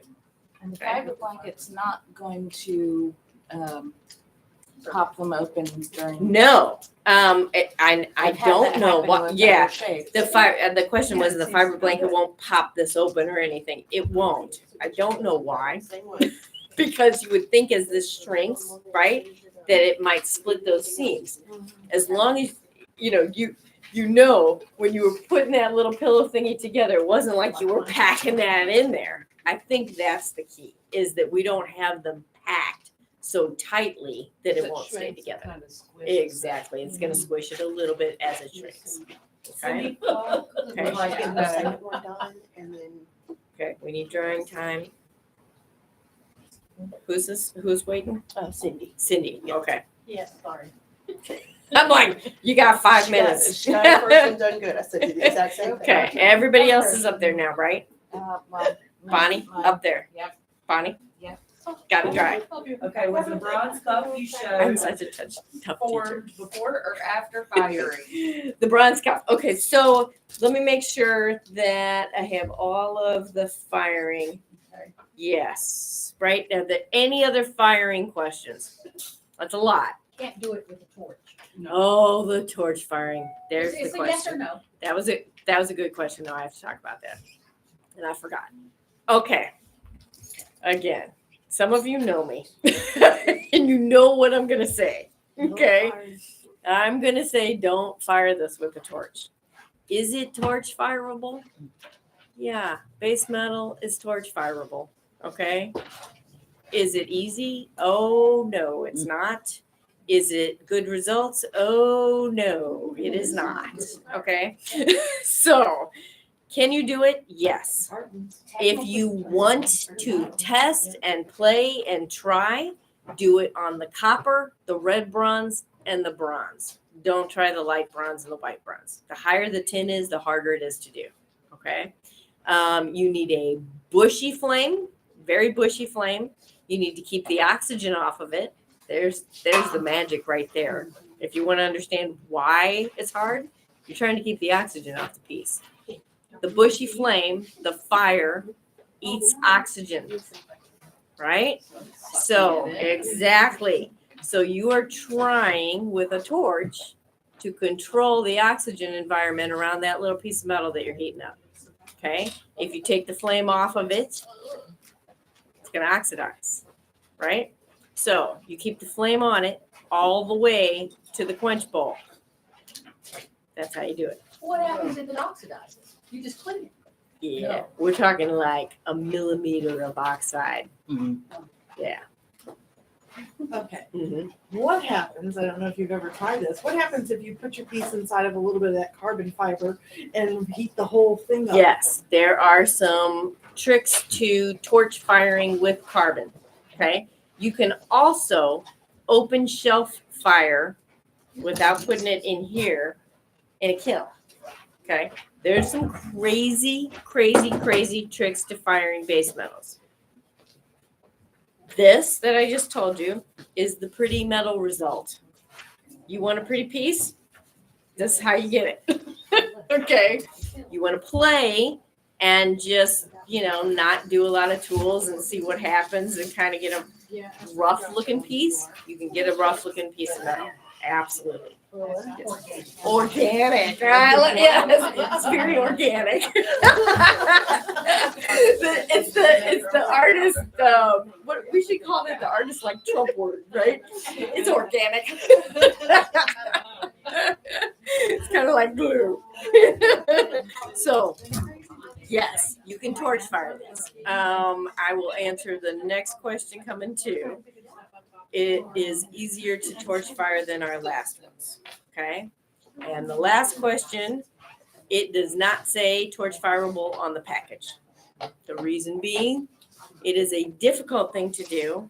Beginners pick it up and can't do it and then are frustrated by metal clay. Okay. So we took torch fireable off of the packaging for that reason. Can you do it? Yes. Is it easier to do than our last one was? Yes. Is it still hard to do? Yes. Okay. Do we have any questions on that? We're caught up. We're caught up. Okay. So, Lindsay, Cindy's is drying. Okay. Can you set up firing and you think you can handle firing? Because I got to do all of this stuff. Okay. You're going to put, actually Cameron does. Cameron can help. Cameron. Is that a customer? Okay. Cameron. Where is Cameron? There you are. Do you think you can do the firing for us? Sure. Okay. So Lindsay knows which pieces they are over there. Each person has 2 pieces. Okay. Burn off 800, 10 minutes is fine. And then they all look like, oh, mine must be over there. They all look like this with a little piece of stuff. Okay. And then into the box. And you're going to have to pack them pretty tight in the box. Okay. Okay. And this is red bronze, so it's going to be 17 for an hour. Okay. Thank you. Look at that. See, I got helpers. Oh, here's your box, Cam.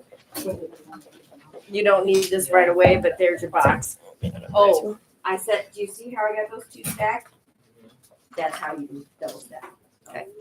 Okay. I got helpers. That way I can keep going with you guys. So I figure now I'm going to talk about some of these other test pieces and show you some of the things that can be done with the clay. And then I'm going to just go into polishing briefly because it's not like dramatic things, but I can tell you about polishing a little bit. Okay? So let me get these pieces. I'm ready to fire. Okay, what do we got? Let's see. Get some of this stuff in front of you here. Get the camera. Okay, so we ran just all kinds of test pieces. This I talked about earlier, snake roll test, right? Just to show you, no crazy cracks, anything like that. Running the snake rolls. Okay. I got standard, dome piece, standard bail on the back of it. Okay, very little paste even for that connection. Okay. I showed you this one earlier, another standard. This is a metal clay loop bail. Okay. And I showed you this one earlier already, and I showed you the owls for the thickness. Okay. So I'm just kind of bringing some of these back out in case people had questions about them as we go. Some of the owls for the thickness issues and things like that. Okay. So this one, I don't think I've had out yet. I'll talk about the cuffs and the wings separately in a second here. This is pretty thick piece. I think I made this. I think I might have made this about 2.5 millimeters thick. Okay, and what I did, it's a hair tie. What I did was I got my leaf impression. Okay. Then I put a chunk of clay right there, and I made a heavy gauge snake roll, dried that heavy gauge snake roll, and then stuck it into this wet clay right here. That gave me a super, super, super strong, because what I was worried about was, this is going to be taken off and on all the time. I wanted this connection to be crazy, crazy strong. So it is. This sucker, I was amazed at how strong this thing was. So, so that was a fun, easy way to make a hair tie. And you just, pull the tie through it. If I can get that through there. Maybe not. Well, we'll do that later. Yes. Can fireable stones fire with the brass? Bronze. Yes. I will talk about. Charlotte said brass. Charlotte. Bronze. That's You wanna okay. use I something to get poke half through? the people. No, it's fine. Just gonna drop it. Want me to do it? No, it's good. Okay, so showed you that already. Let's show you bendable stuff so that I can get that put away. Where did I put those? I lost them. Oh, there they are. Okay, so talking about bending, and that ties into this as well, and this one I think too. Okay, so the metal, I told you that we reformulated the metal. We did some of the same things that we did with the Project X Silver. We used multiple powders, right? If you use multiple powders to create a good dense metal, you're going to get better results. Okay, so that is what we've done. We mixed different metal particle sizes together to get these strong metals. Okay, so these are post-fire bends. This is post-fire bent. Okay, so this is just copper. I designed it, fired it flat. It's like, kind of a spade ship, I guess that is, right? And then tapped it around a ring mandrel when I was done to make a pair of earring hoops. Okay. This one was dried slightly. Oh, I didn't polish that off. This one was dried slightly curved so that I started, a little bit curved, but I wanted to get it perfect when I was done. So I took this one and tapped it around a bracelet mandrel just to get that nice curve onto it. Keep going off the camera there. Okay. Carrie, can I ask you something? A Yes. student needs a drill bit. Ask Cameron. Lindsay. Okay. Okay. This was everybody thinks I actually braided this. I didn't braid this. This is a mold. Okay. So I had a long kind of fondant mold. This is copper. I put copper clay in that mold, right? I hung it on a bracelet mandrel like a U. So it was hanging draped straight. I don't know how to explain that. There you go. Hanging draped straight down. That allowed me to get the majority of the bend the way I wanted it to be, right? Without worrying about trying to get those ends, how the clay is heavy, right? It doesn't want to stay on a mandrel in this position. So I draped it straight down like a U, dried it and refined it that way. and then fired it. After I fired this, then I put it on my bracelet mandrel and tapped the ends to get it into the shape that I wanted. And then I work hardened it as well so that it would be firm, right? It's got just, let's see if I can show you this. It's got just enough spring to it to have, a little bit of flexibility in the metal, but it's firm enough to where that it's not going to bend or warp out of position or anything like that. Okay. Okay. Let's see if there's anything else that was bent. Oh, this one was bent. This was a crazy test piece. So, so this was just roll the clay out onto a texture and see what happens. Okay. And Britta, we were laughing because if, those of you that do metal clay, if you look at this, it's thick on this end and thin on this end. Right? That's because of the rolling, the rolling technique. We've all done that. Because she's a beginner. But we've all done that, right? So it was thick over here, thin over here, and then this end was narrow and this end was wider. Okay. But I thought, you know what? Let's see what happens. Let's see if it works. So we put it on the mandrel just a little bit to dry. Okay. And then after it fired, again, I put it on a mandrel and tapped it into place to get exactly where I want it to be. And it, again, has just enough flexibility to have a little bit of spring to it, right? But is nice and firm and technically wearable on a little bitty wrist. Okay. Right. The removable top. What gauge wire was used to make the attachment? Oh, Debbie, it's a class. That one you got to take the class for. I'm teaching that one. Oh, you know what though? Here you go. Look at this. Here's your little advertisement. Okay. So this is standard bronze, if I remember right. Yeah, I think this one is standard bronze. Okay. Big, heavy, gorgeous, statement-y kind of bracelet, right? This is going to be on an AMCA tutorial in the next couple months for flora and fauna. Okay, so I'm going to teach you how to do that on the AMCA tutorial. Yay! Okay, let's see what else is in here. We've got this guy. We've got some white bronze. We need to talk about white bronze. We can talk about patina too. Let's see. Oh, and embeddables. We'll talk about embeddables. I think that might be it. There's all kinds of crazy stuff in here. Like, look at the color of this little crazy thing. So I was thinking I was going to make like a crazy giant Halloween necklace. That's cool. I know. I'm like, oh, that's cool. And I never finished. So I don't know if I'll finish or not. But it just looks fun. Okay. So this is simple. So we can talk about this one first. This is just embeddable, right? So when you're doing an embeddable, this is probably like an 18 gauge copper wire.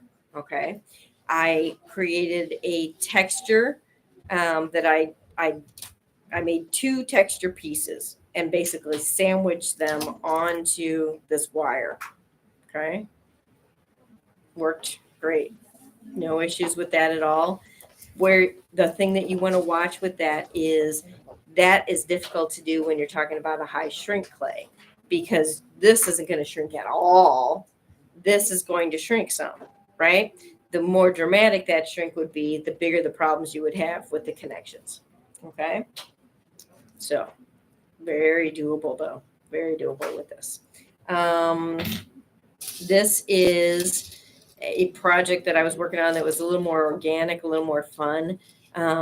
This is basically formed on a dome. Okay? So I made my own dome, formed this on my dome, right? Made, just a snake roll kind of organic looking veil to go with it. Okay. And I actually filled in the ends of that dome with clay. and put holes. I don't know if you can see that. Put holes down in there. See that? Fired that. And then I was able to, after firing, use the wire to stick down into those holes so that I could string my beads through there. Super fun. Super fun. You need to clean your copper wire. Mine is oxidized before using in the clay. Oh, well, you don't want it to be black, like crazy oxidized, but it doesn't have to be perfect. No, it's gonna fuse pretty well to the metal, so it doesn't need to be perfect. Okay, like actually, mine probably looked. This is bronze, but you can see what I mean. Mine probably looked a little bit like that. It was relatively clean, not black, but relatively clean. A little bit of oxide, I'll say. Okay. And then I'm going to talk about white bronze because that's what everybody wants to talk about. And then we'll talk about patina and polishing. And Okay. can we Yes. talk to Mary Ann about adding color, enamel, alcohol, paints, Okay. etc. We'll talk about that when we talk about patina. Perfect. Okay, cool. Okay. White bronze. So this guy is white bronze. Okay. This is a good example of what to use white bronze on. Bonnie's like, So I'm going to talk about white bronze. Okay. Let me come up and talk to you. White bronze is a brittle metal. Okay. That means it's not for making a cuff. Do not make a cuff out of white bronze. It's just going to break. Okay. You'll be heartbroken. Don't do it. Rings. Ooh, rings are not a good idea in white bronze. Okay. It is brittle, and it's particularly brittle right when it comes out of the kiln. Okay. So this is how you do white bronze. You use it for things that aren't going to be bent. Okay. Things that aren't delicate, right? Let me find something that I would say is delicate. Oh, well, I said I bent these, okay? But that's not a good use for white bronze. This is not a great use for white bronze. It might be doable, okay? But it's pushing the limits, okay? Okay. This worked just fine in white bronze. It's a nice heavy piece. That piece is going to get hooked onto some kind of a bale. So it's not going to be, Under tension. under tension. That's the perfect word. Yep. Okay. So it's going to be just fine, right? So again, both of those are good examples of how you should use white bronze. Okay. In the clay state, it's the same. There's no difference in the clay state. There's no difference in the firing. Okay. When it comes out of the kiln, it has a shorter firing range. Some of the other metals have these big ranges, right? You can fire it anywhere between here and here. You're just going to get, slightly better results, right? White bronze has a smaller firing range, okay? This one is opened up a bit from our last one, so it's a little bit easier to use than our last one is, but it's still white bronze, okay? So let it cool in the carbon. When it comes out of the carbon, it needs to either be bright, like those bright patinas, like this kind of color, okay? Or very light gray. And I don't have one of the light grays. Kind of like this, sort of, like light gray, sort of, okay? Grayish. Yeah, grayish. Grayish is okay. Yeah, that kind of gets it. It can actually be gray sometimes, like gray. Yeah. What you don't want to see when it comes out of the carbon is dark charcoaly color. Okay, that's what you don't want to see. It shouldn't look.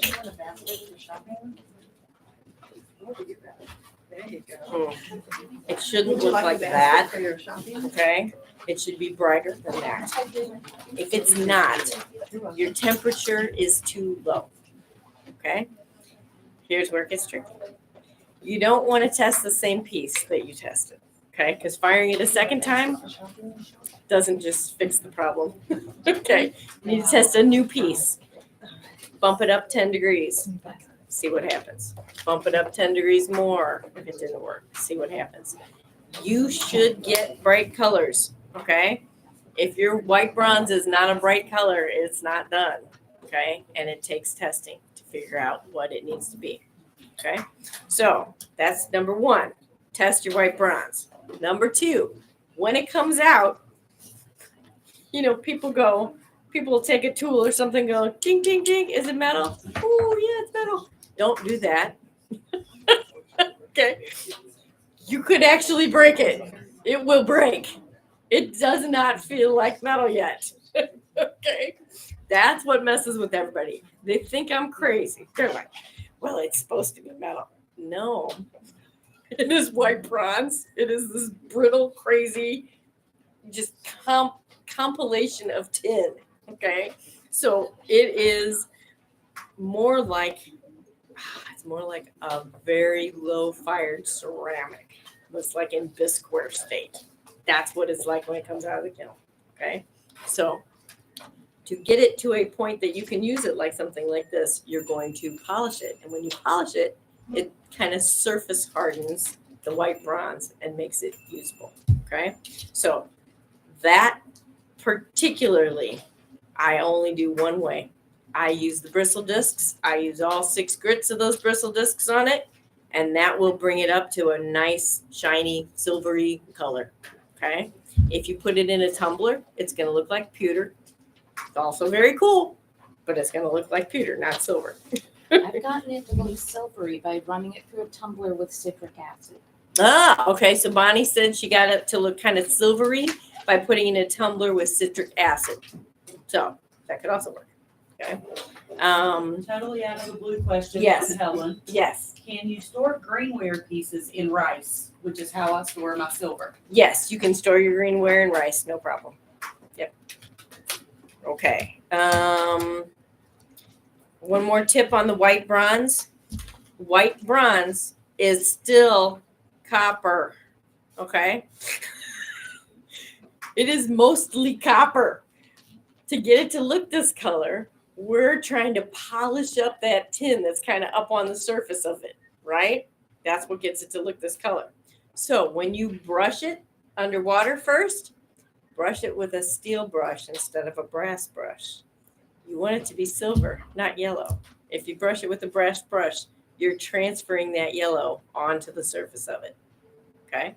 So use a steel brush. That'll help you make it look a little more silvery and a little more silvery. Okay? Okay. But it comes out, and as it patinas, it turns more yellow too. So you can, in person, these are easier to see. They're almost impossible on camera. But these two pieces, you really can't. This one is more silvery than this one is. This one's got a little bit of a champagniness to it. Maybe if I look at the back of them. Yeah, you can see it a little bit better on the back of them. Okay. But you're going to get anything between here and here on your white bronze. Okay. And when it's sitting by itself, I mean, I look down at this bat on the table. He's silver.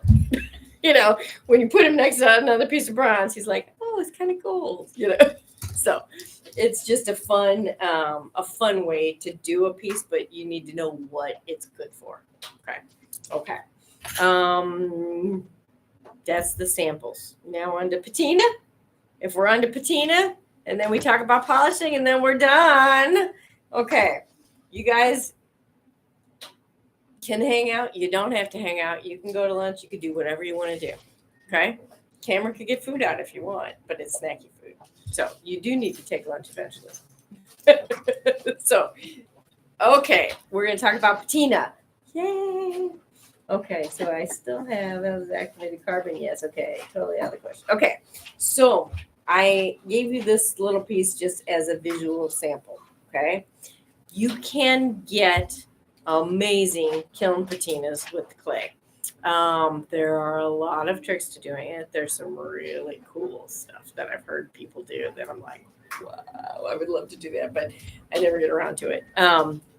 But there's magic tricks to doing these cool lines and things, okay? If the carbon is roughly 500 degrees, you can stick your tongs down into the carbon and slowly raise that piece over the carbon line.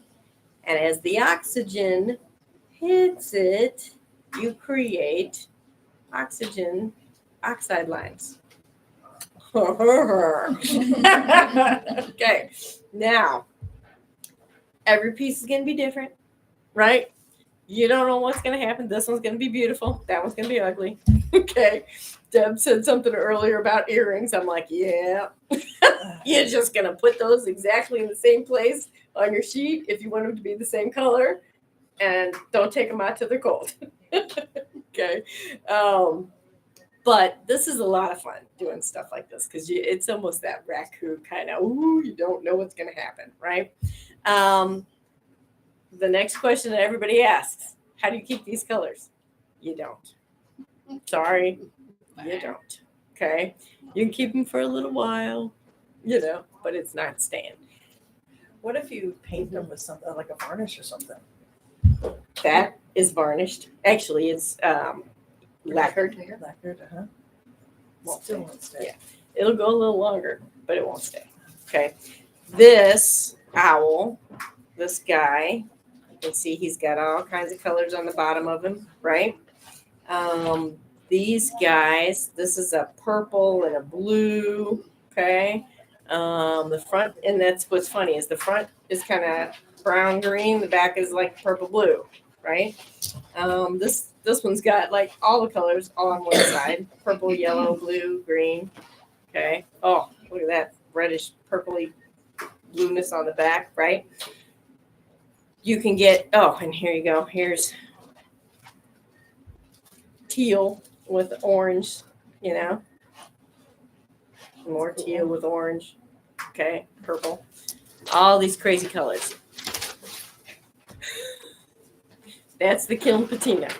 You don't know what you're going to get. You can't control it, okay? Sometimes it's beautiful, sometimes it's not. When you get a cool one, go with it. Use it for something, right? Like this guy had a really cool one on it. So all I did was kind of just, I didn't brush it. I threw it in the tumbler, and now it's this kind of like bright orange kind of color. So it's really cool. But it's going to oxidize. It's base metal. They oxidize. So there's no change in that, okay? I will tell you that as far as oxidizing goes, the higher the polish you have on your metal, the longer it goes without having to oxidize. What will Okay. it look like when it oxidizes? Do you have a piece like that? Well, all of these technically are oxidized, okay? I'm trying to show you something, though, that would, Think about copper tarnishing. there you go.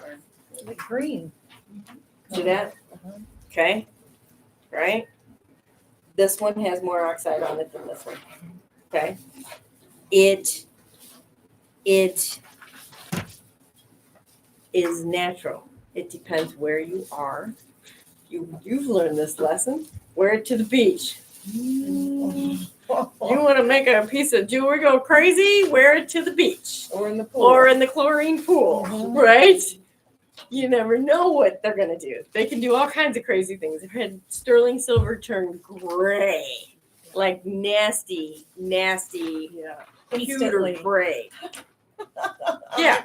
And it's like, that's sterling. I know that's sterling. How did that happen? What chemical just hit that made that happen? But it does. Right. Salt. Well, It was it was a pool. Yeah. It was Yeah, chlorine. exactly.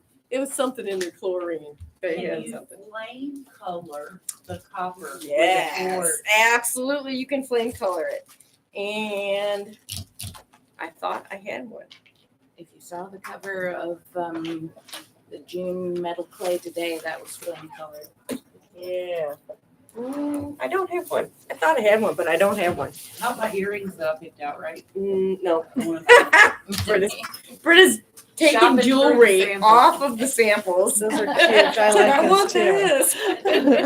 Okay, I don't know, she hasn't priced them yet. so She'll get me. standard polishing. This is what I do. And everybody, you know what this is like. You can get a million different finishes on jewelry, right? It's just dependent on how you polish it. Okay. My normal thing, I go over there, I brush the kiln patina off if I'm not going to keep the kiln patina. I run them generally through a white bristle disc to get it kind of smooth. Then I throw them in the tumbler for like 20 minutes for base metal. Okay. Then if I still think it really needs a little bit of shine, then I'll put like the green wheel on it. Okay. That's my cheat system, right?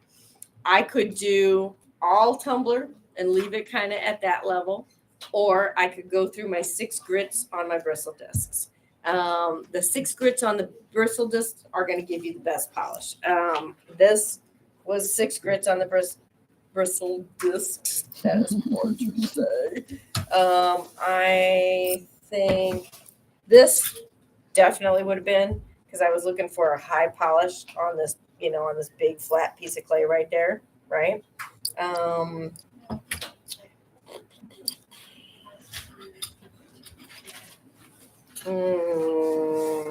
Trying to see if there's something in between. Oh, you know what I probably did on this one? So I probably took the bristle discs. I probably tumbled this first and then took the bristle disc just to the high areas because I knew I was going to do that green patina behind everything to highlight the branch texture and stuff on it. Okay. Because I really wanted those to sparkle, Okay. Okay. Anything else polishing? Do we have any polishing questions maybe? No, No? just Marianne's question about adding color. Oh, adding color. Yeah. Yes. Paints, alcohol inks, Yes. enamel. Gotcha. Okay. So all normal things for silver are going to apply. Your alcohol inks, your like vintage patinas, anything like that, all going to apply. Liver sulfur does not work as well on base metals as it does on silver. Baldwin's patina, which we mentioned earlier, works great for that. Okay. It takes a bronze down to kind of like a chocolatey brown, which is cool. The green patina that I talked about earlier is a Midas green patina. Okay. You've got alcohol inks will work. You're going to want to, if you do an alcohol ink, you're going to want a high polish because you don't want it to set down in there much at all, so you're going to want a high polish on an alcohol patina. The thing that I've seen that is great on base metals, I just don't have any, is when they do the colored pencil. What do you call that? The colored pencil where you melt it in. Oh. There's a word for that. Well, You technically melt the wax of the colored pencil into but your it's metal. it's a a 10 big- layer process. Yeah, it's a huge deal. But that on base That's metal, green jacks. Green jacks is what we, green jacks. or gray gesso as the base. Oh yeah, that's right. That on base metals is gorgeous. I love that Most color. of what you see, like that color. Yeah? Is green gesso. Really? Oh, Some of it's still, some of for, us for are. high-end pieces or silver. Okay. Okay. Yeah, I love that look. I love that look. Where was I going? Oh, the enamel. That's where I was stopping. I'm like, I was leading all that up to talk about enamel. Okay. You can enamel on base metal. It has lots of funky problems with tin. Okay. So again, same kind of problems that you have with silver reacting with the tin, you have with your enamels potentially reacting with your bronzes, right? That's where you see problems. Okay. You've also got oxide that you're dealing with, right? And it's going to act differently than sheet metal oxide is going to react. Sheet metal oxide is right on that surface. This is in the whole structure because it's technically a porous structure, right? It's a bunch of balls put together.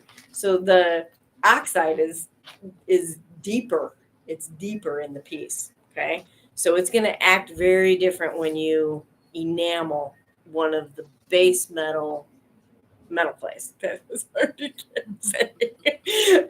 Than it does when you enamel like a piece of copper sheet or something. Okay, so it's just going to act differently, but it's very doable. Where you want to be careful is trying to do the bronzes. That's where you want to be careful because you're going to have to test it. The enamels will react with the tin more than the copper. Okay. Also, do your counter enamels second to deal with the oxide issues.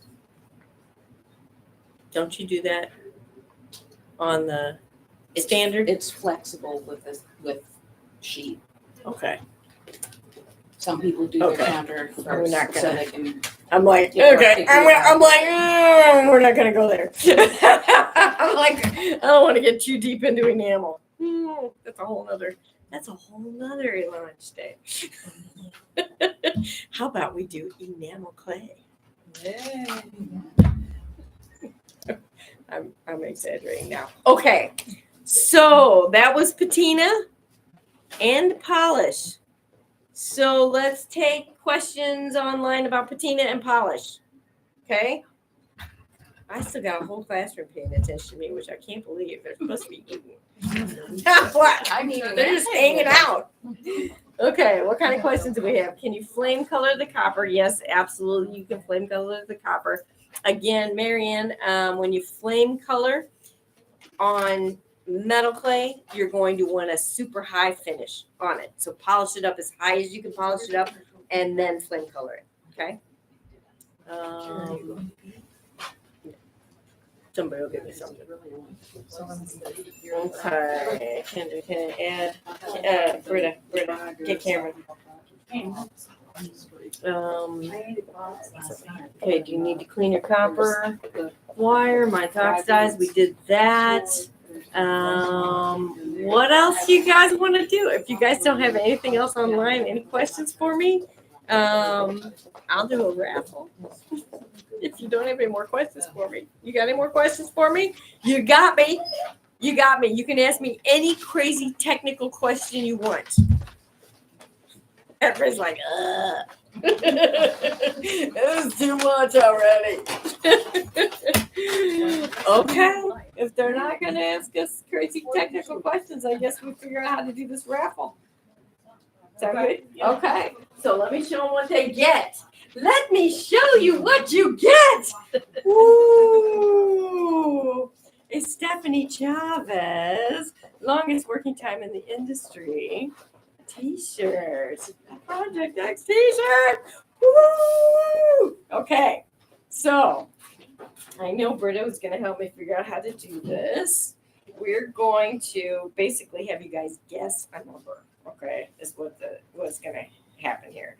And so don't type anything yet. Anything I see pop up, I'm going to say, no, that doesn't count. Okay, so here's the way it's going to work. Get ready to type in the comments. Get ready. Okay, and we're going to give you a range of numbers. And the one that guesses closest without going over. Okay. Closest without going over, okay, is going to win, right? And yes, we'll even ship this to the UK. I know that's the next question. So that's what we're going to do, okay? Are you guys ready? Are you ready? We got, let's see, there's only 20 online right now. 21 online right now. Okay, so let's do a number between 1 and 100. There you go. Go. Type your number in the comments. If we get 2 people, I'm just going to pick the first one that pops up. Okay. I need to look away and write my number down, but I can't. Oh, all right. Oh, you picked one? Oh, she picked for you. Okay. We got it. Okay. So I have the magic number right here. Wait, you did say 13 and what? I said it between 1 and 100. Oh. Oh my goodness. Oh my goodness. Okay. Okay. Here we go. We got several. Keep going. Okay, guys. Keep going. Okay, blah, blah, blah, blah. It's Okay. just the last Oh two. my gosh, I see Nathan. Nathan, is that you? While everybody's answering, Nathan, you tell me if that's you. Nathan from New York. Is that Yes, you? that's him. That's Nathan from New York. Who That is makes it? me so happy. Nathan is the guy Oh, that Nathan's called the last guy. week out of nowhere, and he's like, "I'm trying to find metal clay." I'm like, You and found it. I picked up the phone even. I'm like, "You have the right person." It was hilarious. Where is he at So, in New York? Where are you at in New York, Nathan? I'm cracking up over here. Yes. Okay, guys, keep guessing. Guessing. If you haven't guessed yet, guess a number between 1 and 100. I only see like maybe 10 guesses on there, and I know we got like 20 people. Okay. Okay, Nathan. I'm in South Bronx. Oh, cool. Just moved there from Brooklyn. Oh, Okay. Awesome. That's so much fun. I can't wait to see what you make, Nathan. You got to make sure to share it with us all. Okay. Okay, we want to give them a couple more people, put them on. I'm going to give them 1 more minute. Okay. Timer. Okay. Guys, if you haven't guessed yet, guess a number between 1 and 100. If you haven't guessed yet. Okay. We're gonna do the burn off on these first. 'Cause then I can get them all the same. Oh, those are still from first round? Yeah, I Okay. can get them all in the thing. Okay. Kim, you got to push them because I got to get them out of here. Yeah. Yeah. I can get them all in the thing. Okay. I was already 4 high. Oh, okay. Okay. I don't see any more guesses coming through. Are you guys ready? Everybody ready? Here we go. The number is 27. So let's see. What do we have? We have, without going Yeah, over, 21. a 21, an 81, a 39, a 21. 21 is one. Oh, It's it's 21. Marianne Monaco. Woo! congratulations. Marianne won the t-shirt. Yay! Okay, so Marianne, Britta is gonna send you a message. We're just gonna confirm your mailing address and stuff. Okay, so I'm gonna Marianne Monaco. There you go. Okay. There you go. Thank you. Awesome. That was fun. That was fun. Okay, so recap. Any more questions at the last minute? Any of that stuff? 5 kinds. They start at $7, go up to $42. Long working time. Tell What? Debbie she'll have to wait for the kids. What does Debbie say? Question: I do want you the mold sell head. the mold for that? Debbie, okay. I have to share it at least. Yeah. I'll show them. It's not available yet, but hang on, I'll show you. You guys are gonna love this.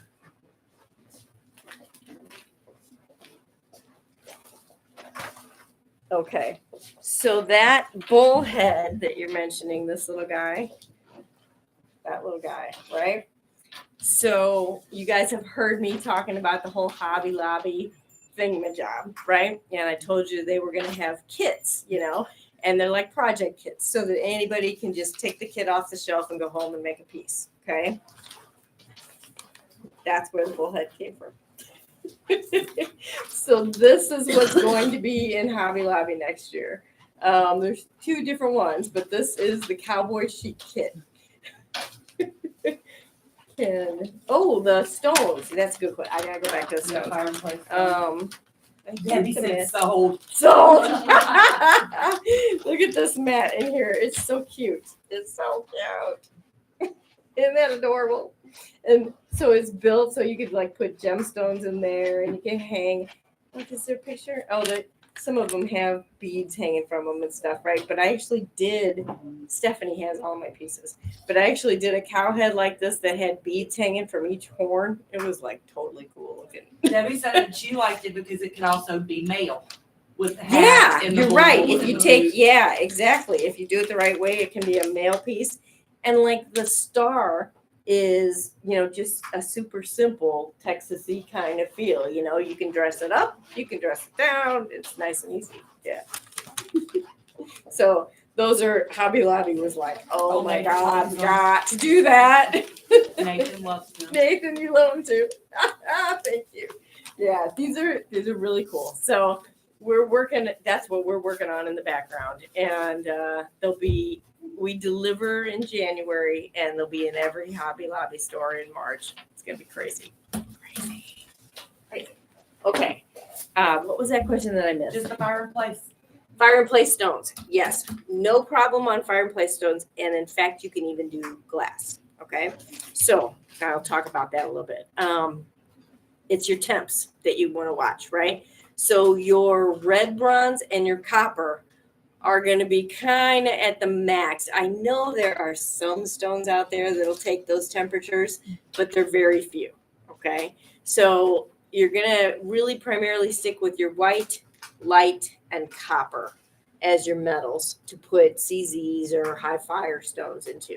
Okay. And so normal rules apply. You don't need to do anything special because the shrinkage is low. So you don't need, to make them extra deep or anything like that. Okay. And bury them in the carbon. They'll be just fine. Okay. Glass, you can do glass in base metals. Again, it's based on your temp.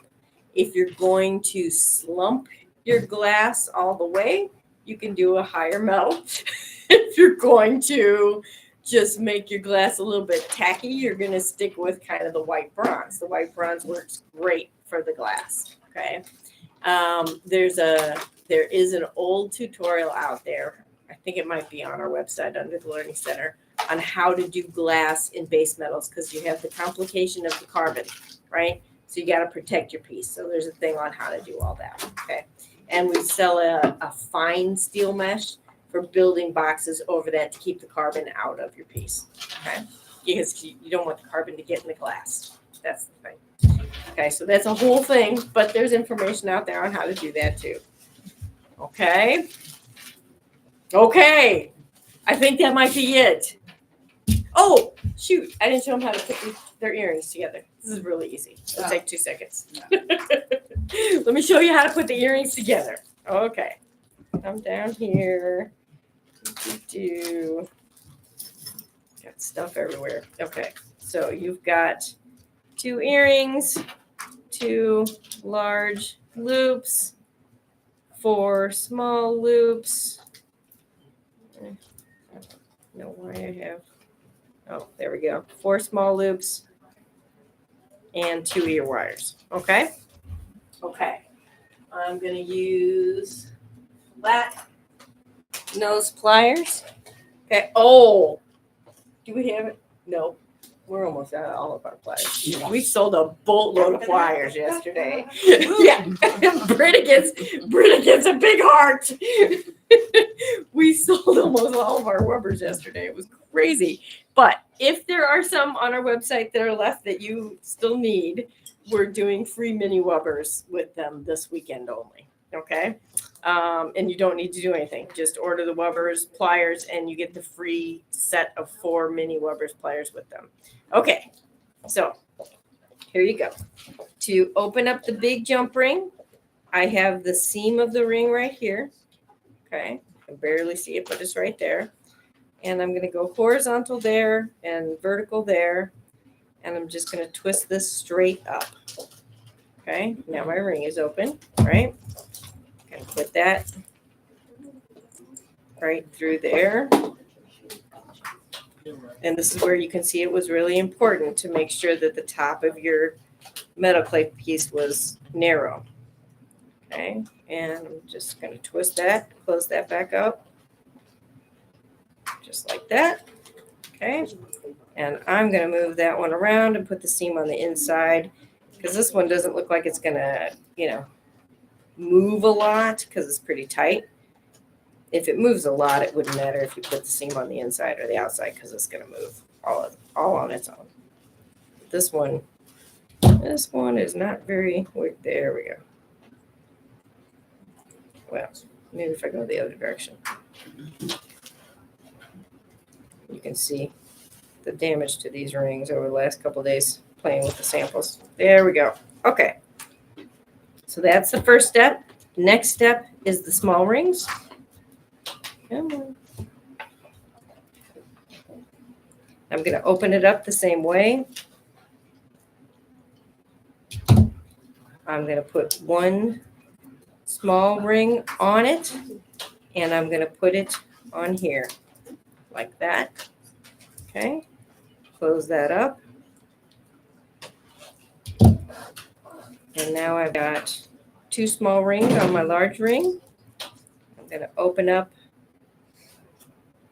the piece on my earring wire, hook it on the small ring.